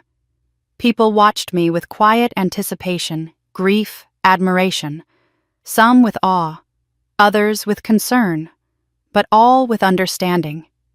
I inhaled deeply, and the decision came to me not out of duty, not out of guilt, but out of clarity. I walked forward, slowly, deliberately. Each step echoed faintly across the polished floor. Conversations stopped. Guests froze in place. The air was thick with the weight of curiosity, the tension of possibility. My siblings watched with wide, tear-filled eyes. Melanie covered her mouth, terrified I might collapse under the weight of everything that had been revealed tonight. Chase stepped forward as if ready to intervene if my father lashed out again. But he didn't move. He barely seemed to breathe. As I approached the head table chairs and tables blurred at the edges of my vision, for a moment it felt like I was walking toward the ghost of my childhood. The man who had towered over me judged me, diminished me. But he wasn't towering now. He was hunched small, broken. And I was standing tall. When I reached the table, I stopped a few feet from him. The room was silent. Every eye locked on the scene. My father slowly lifted his face, his red-rimmed eyes widening as he realized I stood before him. His lips trembled. His breath hitched. He looked at me the way a drowning man looks at the surface he cannot reach. "Casey," he whispered, voice barely audible, "please." But I didn't speak. Not yet. I simply stood there looking at the man who had shaped so much of my life without ever truly knowing who I was.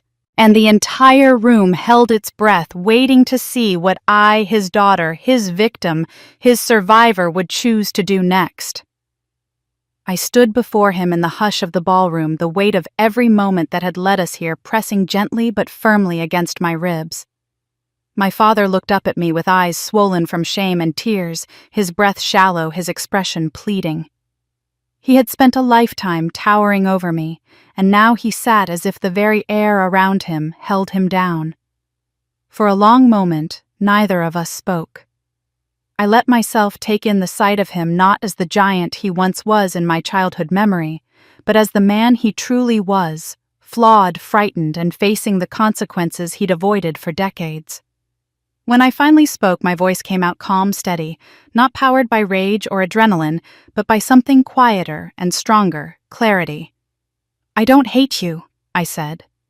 His eyes widened, surprised, confused, hopeful. "I want you to understand that first. I don't hate you. I've spent too many years trying to untangle myself from the damage you caused. Carrying hatred feels like dragging you around with me everywhere I go. I had to let it go for my own sake long before tonight." His lips parted slightly, trembling. But I continued gently. That doesn't mean I will ever allow you to hurt me again." A shudder rippled through him. His voice fractured as he whispered, "Casey, I never meant—" "You did," I said softly but firmly, "and I've accepted that. What you meant matters less than what you did, what you chose, and I refuse to be caught in that cycle anymore." I felt the strength of the words as I spoke them. Not defiance, not revenge. Truth. The truth I had earned through therapy support and years of rebuilding myself from the fragments he left behind. "I've worked hard to become someone I'm proud of," I said. "Someone who knows her worth. Someone who chooses people who see her, respect her, value her. Someone who doesn't depend on anyone else to define her." He looked as if I'd struck him because maybe in a way I had. The truth can be a blow when it's been avoided your whole life. I inhaled deeply. Forgiving you wasn't something I did because you deserved it. I forgave you because I couldn't grow while carrying the weight of what you'd done. Forgiveness doesn't erase the past, and it doesn't obligate me to step back into it. It simply means I chose not to let your actions poison my future. A tear rolled down his cheek.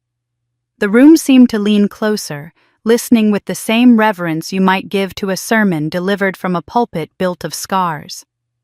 "You often hid behind the idea of family obligation," I said, "as if being my father entitled you to unquestioned loyalty, to sacrifice, to obedience.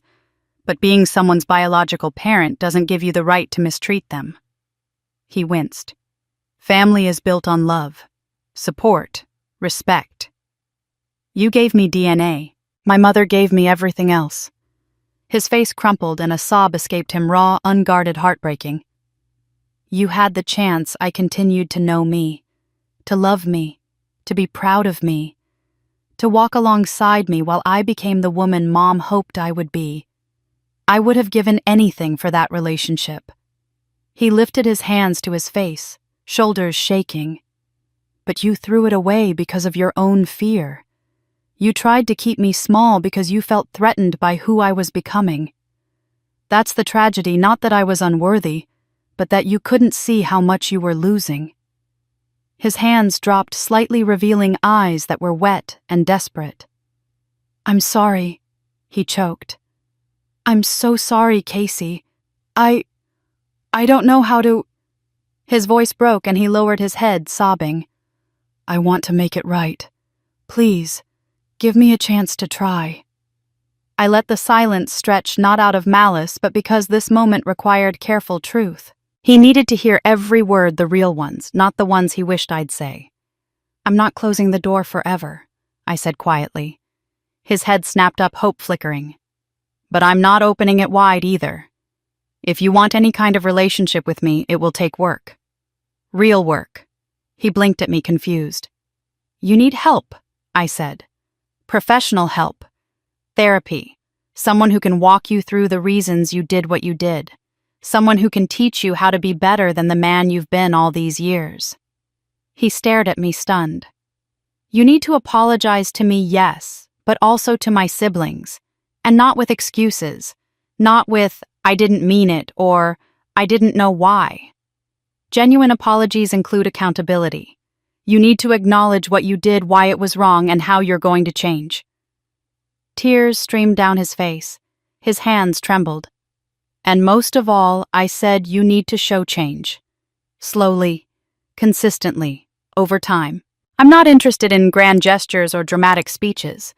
I've heard plenty of those, none of them ever translated into action." He nodded quickly, as though afraid the opportunity might evaporate. "I'll do anything," he whispered. "Anything you say." "I'm not your judge," I said softly. "I'm your daughter. And if you want me in your life, you have to prove you're capable of being in mine without causing harm." The truth seemed to hit him all at once. He couldn't earn forgiveness tonight. He could only earn the chance to begin. He bowed his head again, sobbing quietly. For the first time in my life, I saw him not as the towering figure of my childhood, but as a broken man facing the wreckage he created with his own hands. I let him cry. Not because I pitied him, but because healing sometimes begins in the ashes of your own destruction. When the moment felt complete, I stepped back, giving him space. I wasn't leaving forever, but I was reclaiming the distance that had always belonged to me. The room remained silent, as if the very walls were absorbing the gravity of what had unfolded. And then, from the entrance, a familiar voice called out, "Casey." Every head turned. There, standing in the doorway with her coat still on and her cheeks flushed from the cold, was Aunt Sharon. And in her hands, she held another envelope. For a moment, I couldn't move. The room, already hushed from everything that had unfolded, seemed to fall into an even deeper stillness when Aunt Sharon stepped into the doorway. She looked smaller than I remembered, older too, but her eyes were the same soft shade of brown that once made me feel safe when almost nothing else did. She clutched the envelope to her chest with both hands, as if holding something both fragile and sacred. "Casey," she said again, her voice trembling slightly. I started walking toward her before I fully realized my feet were moving. As I approached, she reached out and cupped my cheek the way she used to when I was little. That simple touch almost undid me. "I'm so sorry I didn't come sooner," she whispered. "I should have been here before all this." I shook my head softly. "You're here now." Her eyes glistened as she nodded and slowly held out the envelope. This is something I've been keeping safe for a long time. Something your mother wanted you to have when you were ready. I thought tonight you might finally be." My breath caught. The envelope looked old, the paper yellowed around the edges, the ink slightly faded as though time itself had handled it with reverence. My hands trembled as I took it. Aunt Sharon's voice softened. "Your mother trusted me. She knew how things were, how hard it would be for you without her. I tried to stay connected, I truly did. But when I confronted your father after the funeral, told him he was being too hard on you, he cut me out. Completely." She paused, swallowing against emotion. "I kept my distance because I didn't want him to cut me off from all of you. I needed to stay somewhere nearby, even quietly, just in case you needed me." Her words landed gently, not as excuses, but as truth spoken with shame and love intertwined. I could see how much it pained her to admit it. "I thought about reaching out," she continued, "but I knew he'd make your life even harder if he found out." "I am so sorry, sweetheart." I touched her arm. "You don't need to apologize. You loved Mom. You honored what she asked. That means everything." A tear slid down her cheek. "Your mother. She knew you would grow into a woman stronger than anything life tried to take from you. She wrote this letter during her final months. She wanted to give you love that would last longer than her body could." My throat tightened. I opened the envelope with trembling fingers. Inside was a folded letter written in my mother's looping handwriting, the handwriting I hadn't seen in more than 2 decades. The room around us faded. The voices, the clinking glasses, even the weight of my father's collapse, all of it blurred as I unfolded the paper and began to read. "My dearest Casey," the letter began. My vision blurred instantly, but I blinked until the words came back into focus. "If you are reading this, it means you have lived long enough to become the woman I always knew you would be. I'm so proud of you already, not for what you've done, but for who you are." A soft sob escaped me. Aunt Sharon gently placed her hand on my back, steadying me. "You were always my miracle," the letter continued. "My proof that strength and kindness can live in the same heart. You were born knowing how to see people, not just their smiles, but their fears, their hopes, their hearts. That is your gift, my love, and it will make your life richer and more complicated than most." I covered my mouth, the tears falling freely now. "I'm sorry," she wrote. "Sorry I couldn't protect you longer. Sorry I couldn't shield you from the storms ahead. I know your father's heart is troubled. I know he struggles with the parts of you that remind him of me, your independence, your will, your spark. Please remember his fear has nothing to do with your worth. A sound left me half sob, half laugh, as the truth I'd long suspected was finally spoken by the one person who had truly seen me. Do not shrink yourself to make him comfortable, the letter said. Do not dim your light because he cannot understand it. One day you will find people who celebrate you, who see your brilliance, and feel honored to stand beside you. Hold on until they come. My knees nearly buckled. Ethan moved closer, ready to catch me, but I steadied myself. I needed to stand to finish reading the words my mother had left for me. I don't know what the world will look like when you open this. The letter went on. But I want you to have something from me, not just love, but freedom. Inside the envelope was a smaller folded packet. I opened it carefully. Documents. Bank information. My mother's handwriting again. I have saved what I could, she wrote. It isn't much, but it is yours. Yours alone. Not for your father. Not for your siblings. Not for responsibility or duty. Use it for joy, for dreams, for your own life. Use it for freedom. I stared at the modest balance she had built over years of secret saving money she must have scraped together quietly, dollar by dollar. $50,000. A fortune to a woman who never had money of her own. A lifeline she created for the daughter she feared would need it. A sob tore from my chest. Aunt Sharon wrapped her arms around me steady and warm, just as my mother would have. She wanted you to know her love didn't end when she did. Aunt Sharon whispered. She believed in you with her whole heart. She always believed you'd rise above all of this. I clutched the letter to my chest. I felt its weight, and her love settle into the empty places inside me that had ached since childhood, places I thought would always remain hollow. Slowly Aunt Sharon lifted my chin so I would meet her eyes. Your mother always believed you'd be free one day, she said, her voice breaking into a tender smile. She was right. I was still clutching my mother's letter when I became aware of a soft, shuffling sound behind me. The room had fallen silent again, and when I turned I saw my father slowly rising from his lonely place at the head table and walking toward me.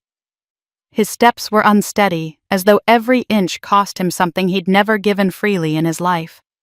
For a moment I wondered if he was going to lash out again, or deny everything, or try to twist the narrative back in his favor. Old instincts told me to brace myself, to shrink, to prepare for the verbal blow that usually followed the tightening of his jaw.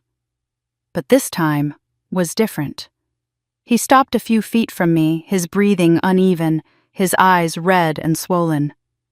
Then, to the collective gasp of the entire room, he slowly lowered himself onto one knee. My father, who valued control above compassion, who never apologized for anything, who believed admitting fault was the ultimate weakness, knelt before me. His hands trembled as he folded them together like a man praying for mercy. For the first time in my life, he didn't look intimidating or self-assured. He looked human, small, frightened. Casey, he said, his voice shaking so badly I barely recognized it. I don't deserve for you to listen to me. I know that. But I'm asking anyway. His eyes lifted to mine, filled with regret so raw it startled me. I was wrong. About everything. About you. About who you are. I don't have excuses, and I won't make any. I see now the damage I caused, the way I twisted your kindness into a threat. You didn't fail me. I failed you. His words hit like waves, steady, humbling, unexpected. I kept waiting for the catch, the manipulation, the justification.